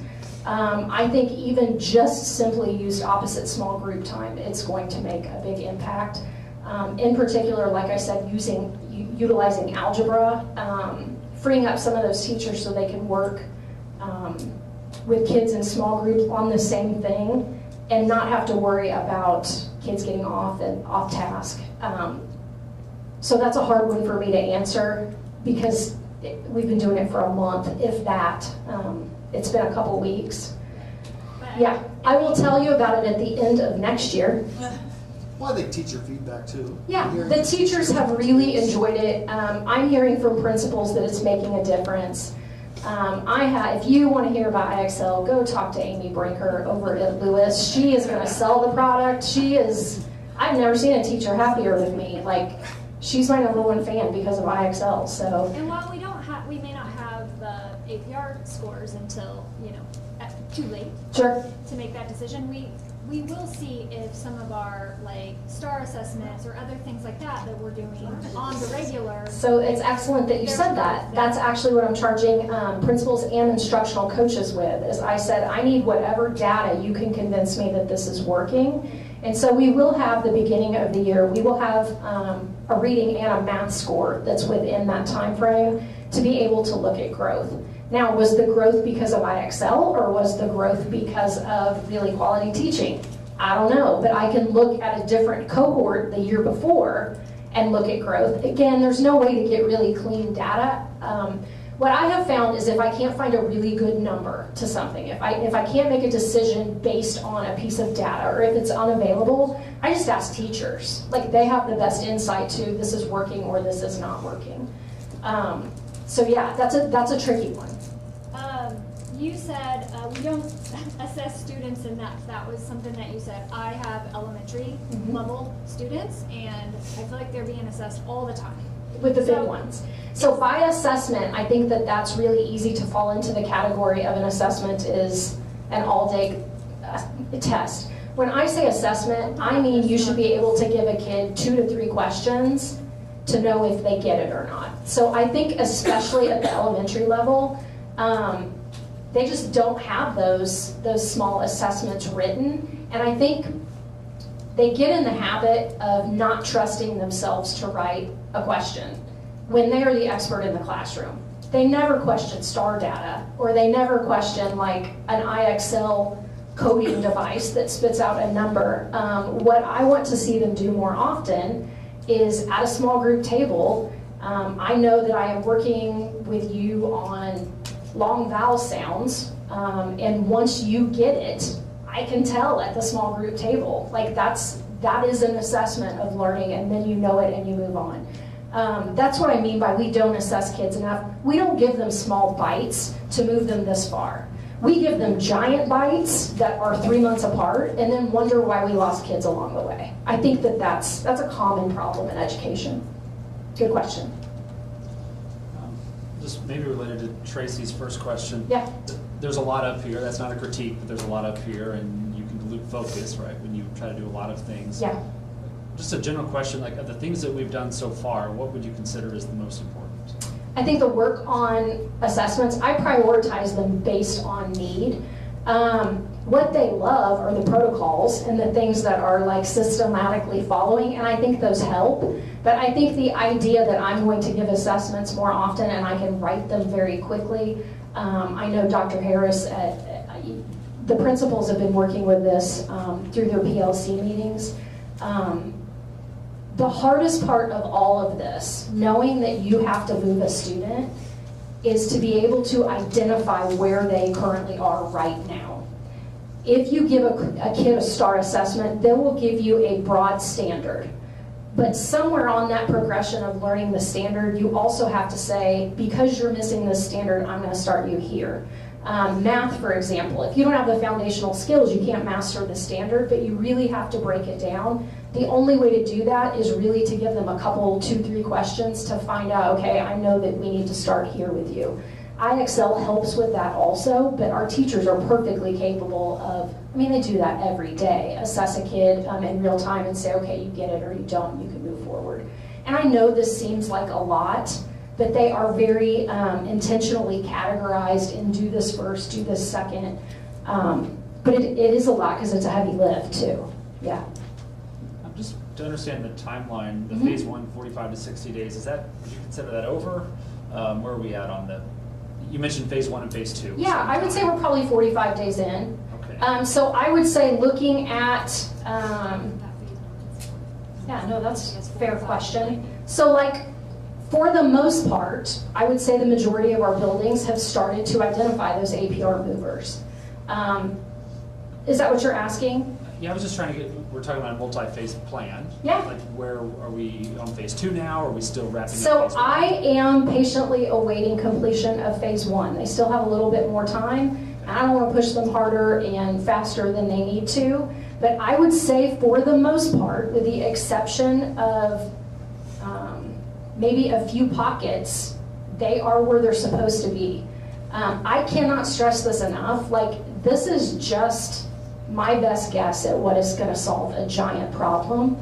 The principals and the teachers in the district make this happen, and they are absolutely doing an incredible job of it. I have not gotten feedback from the majority of them that this bite is too much. I thought they were going to cry when I first shared it with them until we started breaking it down. It was a lot. But every one of them, this is not outside of what they were currently working on already anyway. They were already doing the majority of these things. I think that this was just an intentional way to go methodically through a plan. I appreciate you saying earlier that you don't like working to the test, right? Because I agree with that. Like, these standardized tests are not the best way to. I've kind of preached that for a long time, and then But we kind of have to, unfortunately. I was It's thinking the about game, like yeah. the Monopoly analogy. You have to pass go and collect $200 so we can do all these other things that we want to do. When we talk about kids on the bubble, you know, we're as I understand the APR, it's like the kids that are proficient in advance, right? So that's where we get, you know, points or whatever the case is. Like, are we also looking for kids that are proficient and could go to advanced? No, that's exactly what we're looking at. So those are bubble kids too. If you have kids that are almost advanced, those kids are being utilized just as much as the ones to move through basic. Okay. How the basic level works at the state level is it's not just moving from 1 to 2 to 3 to 4. Incrementally within the band, if you can move a kid incrementally, you get points there too. You get more if you go from 1 to 2 to 3 to 4, but they will give you credit now, a numerical score based on growth of how far they go. The band is much wider at the basic level because, you know, you have a cutoff and then everyone, below basic. So you get more opportunity there to move those below basic kids incrementally further, just because the band is wider. I just Dr. Harris mentioned like targeting all kids, you know, the kids that are in our gifted programs and the kids that are maybe different, you know, at different levels. Yeah. That was the intent of my question, to make sure we're focusing on all of our students. So that is something that's kind of my soapbox is, I think since I've been here, is I don't just want the bottom kids to grow. Like every kid that goes here deserves to be pushed. The hardest kid to teach and the hardest kid to grow is that high achieving kid. They're the hardest to move and the hardest to push, but just as important as a kid that's below basic. Yeah, good question. Ready to talk about PLCs just for a couple slides? Hey, I have a question about Kenny, that. what do you got? I do. The parent involvement with Yeah. this IXL. Yeah. They have their own login, they can check on their child. I am not sure about that. Yes, I'm hearing. Okay. Do you want me to send you some work? Nope, I'm looking at it right now. No, I think it's important that parents can know that they can be involved in it as well. And as we sit up here and we really push for family engagement, I think that's a great opportunity for all of us to learn with our students together on a new platform. So I will say with IXL, I was very transparent in talking with the principals, and I said, this is not ideal. I would give you training on this without ever just sending it to you. However, I have a bunch of free licenses. If you would like to try it out, you're welcome to. I can't take any professional development time away to give you training for the most part. But if you guys figure it out on your own and utilize each other to share best practice and tips that you're doing, you're welcome to utilize it. Also, this is really cheap right now, and I know that it will be very expensive next year. So please tell your staff, this is not a guarantee that I can come up with an additional $78,000. I'm committed to it and I'll do everything that I can. The teachers have been incredible. They have spreadsheets they're sharing across the district on here's some tips and tricks on this. They're leading professional development on their own, like let me show you all of the great things that it can do. So it's really easy to turn on me and say, you gave us this program, you expect us to utilize it, but you didn't give us enough training or we don't have enough time. They've just jumped in and taken it for what it is. They were very understanding, and I will say they've been overall pretty supportive of the whole process. They get it, yeah. Okay. So I just wanted to, this is really part of the PLC planning. This is what the principals are going to be experiencing, I think, tomorrow. And I keep saying this, just because you had a meeting does not mean you worked as a PLC. Really over here, this is some of the guiding concepts for PLC meetings. Without clarity, PLCs risk becoming cyclical conversations instead of engines for change, which I have seen a lot of. It seems like you're on a hamster wheel. You end the meeting, you come in the next week, you pick up where you left off, you still haven't made a decision. At this point, the quarter's almost over. Let's just move to next quarter, and it's really easy to get caught on that hamster wheel. PLC meetings are about making decisions, not about having discussions. Teachers enter prepared and leave with action steps. PLC work follows a clear progression rather than repeating conversations. It's about kids and driving the work towards kids. Instructional adjustments happen in time to benefit students. And I also love this. When principals reinforce this cycle consistently, PLCs become engines for improvement rather than standing meetings. And I think that is something that we didn't really address the first go around that we did this as a PLC community. And I know I've said this a lot, but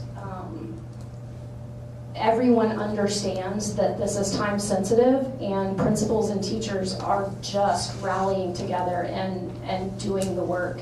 I will tell you that I am public enemy number one in a lot of places for the changes in the direction that I'm charged with trying to get addressed. It has been a difficult turnaround, but everybody overall understands that it's about kids and it's for kids, and they're stepping up. I'm giving as principals as much grace as they possibly need in order to do the things that they need to do. Like I said, it makes me feel dirty to talk about achieving a test. Education in school is just a bigger part of that, and you are not defined by a score you get on a test. However, I think politicians are only going to come up with more scores and more grades for us that we are going to be accountable to. So in order to play that game, you just kind of have to do the things. Yeah. I think too, to celebrate with your students along the way when they see the progress they make after those formative checks and assessments.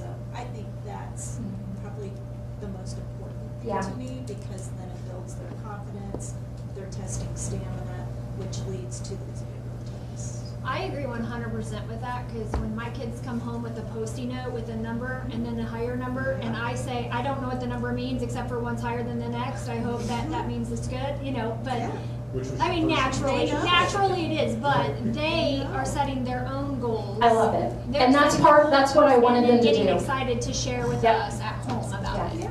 I saw one teacher at the elementary level, I think it was at Cornerstone, and she took coloring pages, and it was monsters, and the kids self-guided when they mastered the standard. They found the number and colored in the monster, and like, so that was their way of having a data wall on where they were. It's just like, they're doing such a good job. The kids are, I've been really impressed, so thank you. Thank you. And thank you to the teachers and everybody, the administration, everybody who's like diving in to help the cause. And thank you to you guys too. I felt nothing but support, I think, from the board, where it could have gotten really ugly. So I appreciate that you guys have put the trust and the charge into academics and supported not only me, but our principals and our teachers. We got to be positive. We got to move forward and think forward. No, I felt it, so thank you. All right. Any further discussion or comments? All right. Moving on. Thank you, Dr. Miller.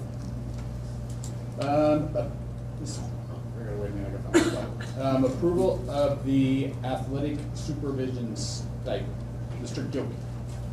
Okay, so if you remember in August, we approved an athletic supervision stipend, one position for each sports season to help offset us absorbing an admin position at the high school. As we followed up, or I followed up in December as we did some mid-year analysis, one of the things that we talked about was checking in on how that was going and what supervision looked like. And the feedback we got was that the numbers had been similar in terms of numbers, meaning nights out, nights of supervision, had been similar, but really that had been because Dr. Hartman had taken more than her fair share of supervision to try and keep everybody's plates clean. So we started looking at what that kind of looks like to add an additional one. I know Dr. Bullmore had reached out to Doug Baker, and they kind of put some numbers together, so I'm just going to highlight a couple of things. Our fall sports season had 160 events. If we divide that by the 5 supervisors, that was 32 nights a person. It's actually a little bit higher for our admin because the supervision stipend, those people only do 20 nights. They don't take like a fifth. They do 20 nights. So those numbers are actually a little bit higher. Winter was 130 events, which equaled about 26 nights. And then spring should be about the same as the fall. If we add an addition, so the proposal is to add a second supervision stipend for this spring and then maintain that into next year. If we do that, again, the numbers are a little bit off because it's not even, but we would go from like 160 events that would go to 26 nights instead of 32. 130 in the winter would go from 26 nights to 21. And so really what you're looking at is probably roughly a 10-week window where people are reducing 5 nights, which means they're reducing basically 1 night every 2 weeks. So it's not like it's earth-shattering, but it is helping move that needle, and it's also a pretty low-cost investment for the district to help pull some of that evening burden off of our administration staff. So the recommendation is, again, to add a second position for the spring semester and then maintain that as 2 supervision stipends going into next year for this season. So that would be the recommendation. Be happy to answer any questions. All right, I'd entertain any discussion or questions for Mr. Gilpey. I just want to share my thinking. I was initially a little concerned about this because like we're talking about all the things we're asking teachers to do, and then we're like reducing administrative burden, which we want to help out our administrators also. But when you shared those numbers, that was informative to me, that there's a lot of events, a lot of coverage. It was, you know, and I was witness to a game where an official like ejected half the stands. Thankfully, it was the opposing fans that were ejected, but I was sure glad there was an administrator there. So this makes sense to me. It's a lot of events, 20, 30 events per season. If we can reduce that, it's low cost. It makes sense to me. Especially if we're putting more on them from instructional space. Yeah. All right, any further questions, discussions?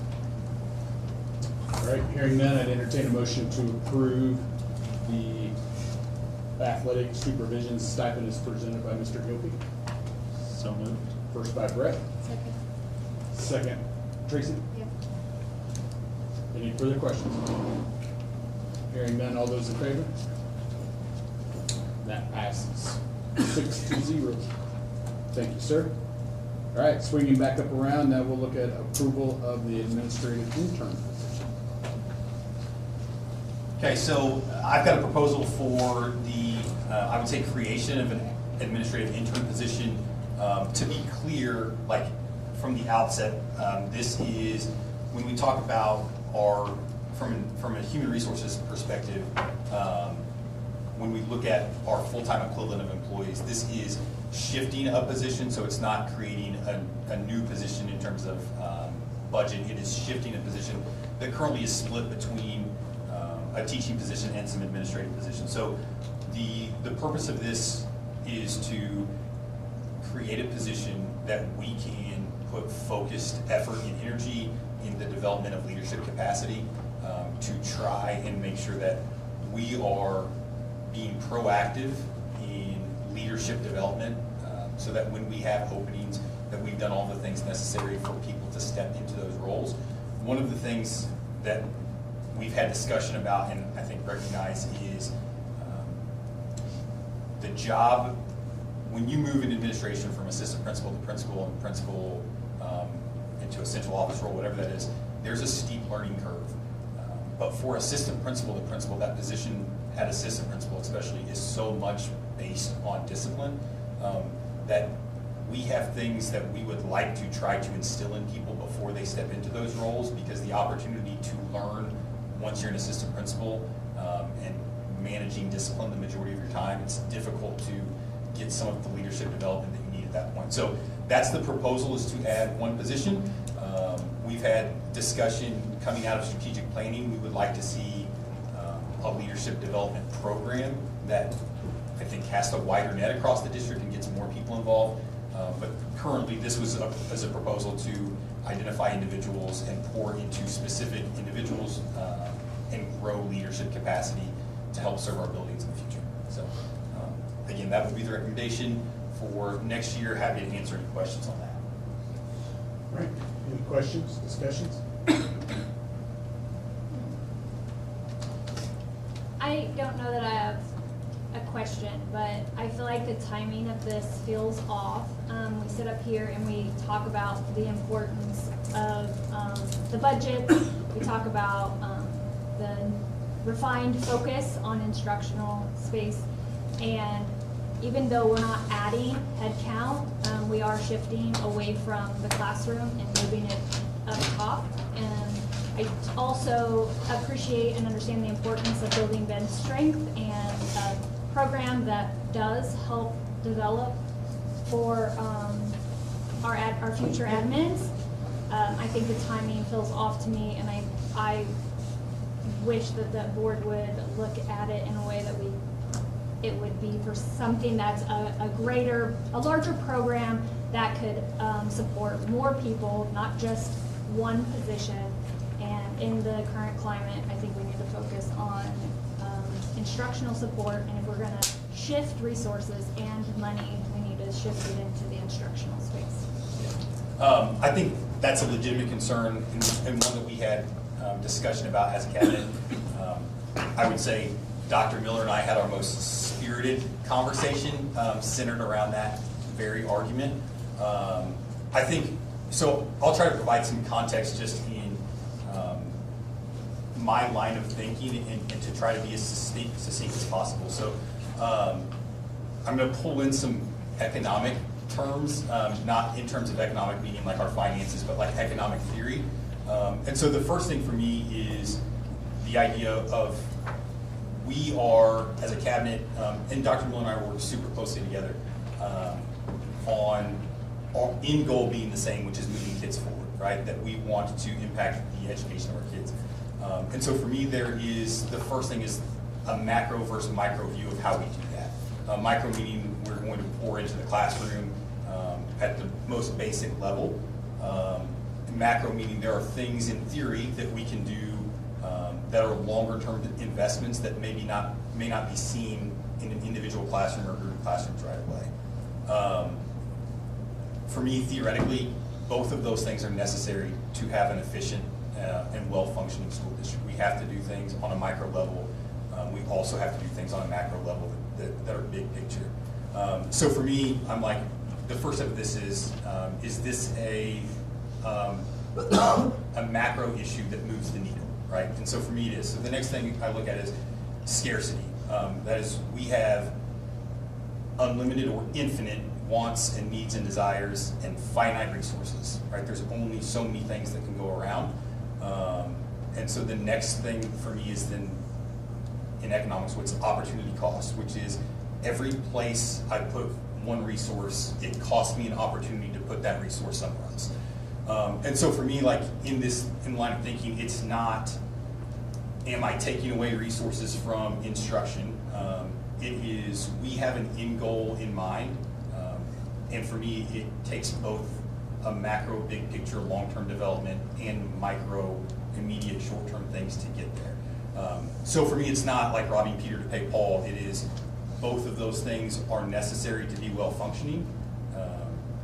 And again, from my perspective, it would be, like I wouldn't be recommending if I didn't think it was, when I talk about scarcity and opportunity cost, that this is a valuable thing to me in what it would cost us in something else. Again, Dr. Miller and I went around about that for a while. And I think, and she would say, we had that conversation, I think her thing was if it wasn't costing her instructional pieces, it was something that I think, I don't want to put words in your mouth, that she supported too. So I'm for adding as many positions as you want, just not at the cost of instruction.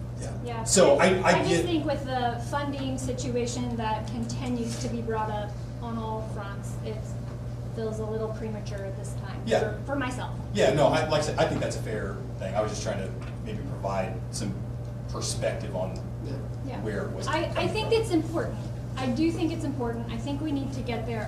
For me, the timing's off. Yeah, and legitimate concern as we talk about budget, and we're going to keep talking about it, right? Especially as we feel like we're attacked from everyone. I think to Scott's point, to Mr. Gilkey's point, sorry, you're not going to offend me. I know. I think back to his finance terms, I think we've talked tonight about very similar monetary areas that are both the micro and IXL and what we're doing every day and the hard things that Dr. Miller is doing that are going down to our principals, that are going down to our teachers, and a resource that can impact those classrooms, and us finding a way to find those $68,000, $78,000. I think you're talking about similar terms that helps us in an investment that's going to compound over time and create instructional teachers that can support all of our buildings. They can learn from Dr. Harris, Dr. Comstock, Dr. Hartman, and those people, and from us as well, I hope. But I think as we go through these and we're doing hard things, I think that compounding interest is going to help kids that are seniors now and kids that are kindergartners now and all the way through there. So I'm glad that you share that concern because I'm sure people are sharing the exact same thing. And I'm glad that we are able to have these conversations in here so people know that we have these. It's not a blanket approval by anyone. It's not anything that we have underthought or overthought. Every dollar impacts every kid. It just does, right? Especially as those become more scarce.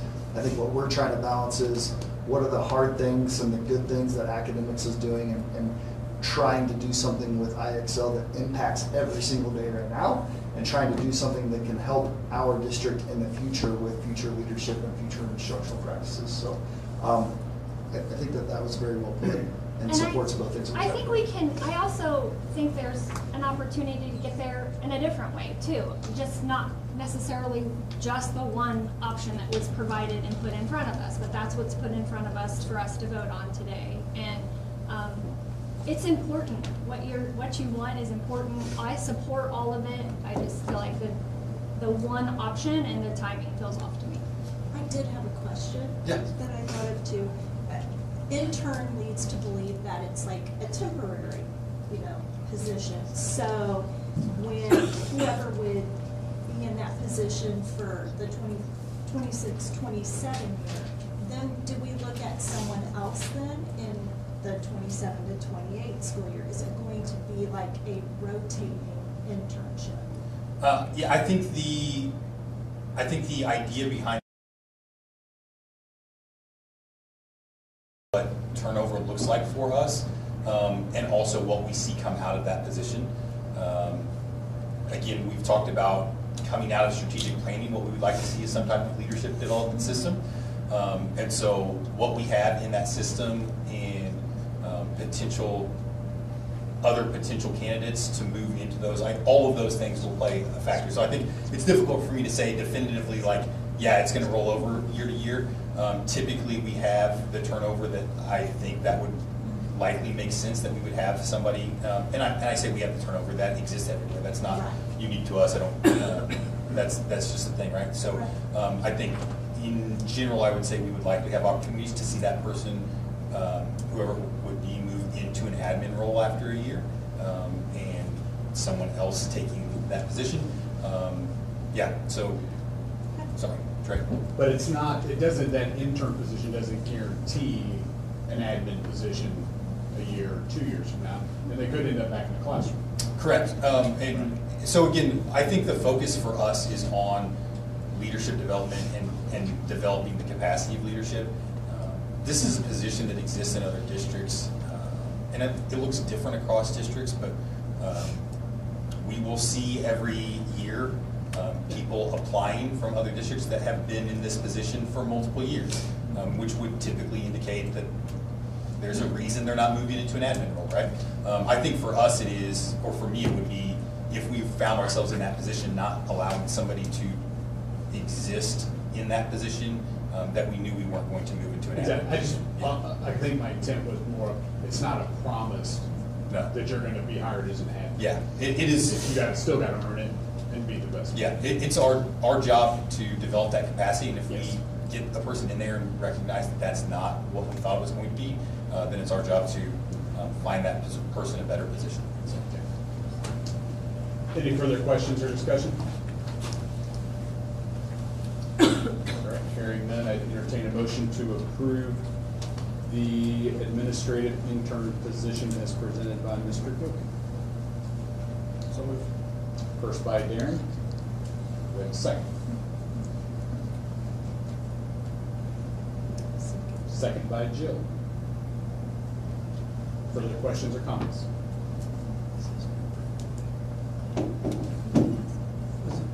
Go ahead. So is this for next year too?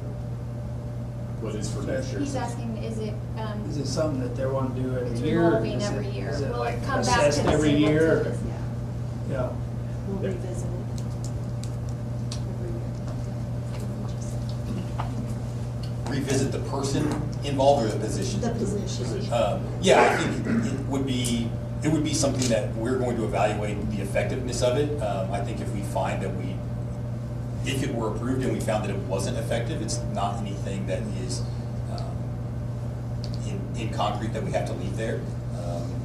If we see the value, if it's approved and we see the value of it over 2 or 3 years, then it probably is not something that we're bringing to the board indefinitely year by year. So I think in the beginning, to make sure that we felt like it was effective, it would be something to continue to bring until we saw the value in it definitively. Okay. I mean, I think to be quite frank, we look at every position every year. Right. With the current Right. climate, so. Yeah. Okay. Any further questions, comments? Grab a first and second on the table. All those in favor? It's 4. Opposed? 2. Passes 4-2. All right, next up is approval of the 26-27 Career Center Enhancement Grant. Mr. Ruby, thanks for staying to the end. That's right. I should have played. 6 O'clock Hankins woke him up.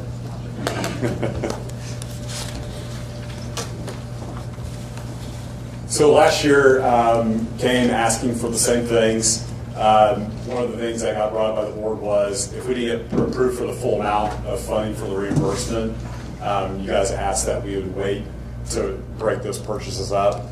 So we were, because the program sat empty for a year, the number of completers we had, they do like a little running average, was below what we were going to ask for. So we were not going to get reimbursed for the full amount. So to be good stewards of the money, we only ordered 3 of the apparatuses that we're asking for tonight. So I was going to go ahead and ask for approval of the 7, and then depending on the funding, how many we get approved for, we'll continue to kind of go through that process till we get to our 10 that we need. So quick reminder what these are. It's the self-contained breathing apparatus. It's what they wear when they go into like a burn situation or any kind of situation where there's hazardous air, whether it be gases, poisons, whatever. It's necessary for their training and also for their certification. The unit price of these is $67.60. So when you take roughly what the district cost would be per unit would be about $1,700 after the reimbursement. And that solely depends on what the state reimburses us at. So some years they don't give out the full amounts, other years they will. So depending on what they will reimburse will determine how many we order. And then the alternative is to renting the devices. And so when I looked and priced that, the best price I could find was about $650 a piece per year. The reason why that's kind of pretty pricey is that in order for us to take advantage of that, we have to kind of rent them in 2 different times of the year, because they do it at the beginning, of the year for their curriculum, and then towards the end of the year for training for their assessment. So you have to do it kind of twice the way the program falls. And then also the cost to rent these is only going to increase. So if you keep renting every year, you're going to run into you're looking at the very least $6,500 a year to rent it. These devices and these apparatuses will be good for 15 years, be certified for 15 years. So the cost benefit of purchasing outright for the district far exceeds just renting them out. So we were able to get one last kind of use out of the ones that we currently had, because now they are past the 15 years. So for next year, we will have to rent, because we're not going to buy the full 10. So there will be a little bit of cost next year, and then depending if we can get approved for the next 7, then we won't have to worry about that for years to come. So at least not in the rest of my career. So that'll be the next director's problem. So we have to accept resignation. Yeah, that's right. I can assure you I will not be here in 15 years. Promise. Promise. Yeah. So at this time, if there's any questions, I'd be more than happy to answer them. Entertain any questions, comments for Ben? This is probably a little off, but I know somebody who happens to be in the fire service. Is there any opportunity for you guys to work with local fire departments? Because knowing that like the hiring challenges in that space, like is there some type of partnership that you guys can do with them? Maybe you are already working with them. Kenny had mentioned, like, as they're repurposing their equipment, do you have certain standards that would or wouldn't meet their standard to where you could even take their hand-me-downs that are still good quality because they have to turn them over? Yeah, I don't know, are you guys having any of those kind of conversations as well? So we do get equipment from departments. Some of the stuff, though, you have to, it has to be certified, or it only has a lifespan of it. So we do get some stuff from outside agencies. The air packs, the problem with them is a lot of the departments aren't going to use them for 5 years and then get rid of them. I'm thinking maybe they might buy you a couple in exchange for good quality employees. No, there we go. That's your, Hey, I'd take that. your training for them.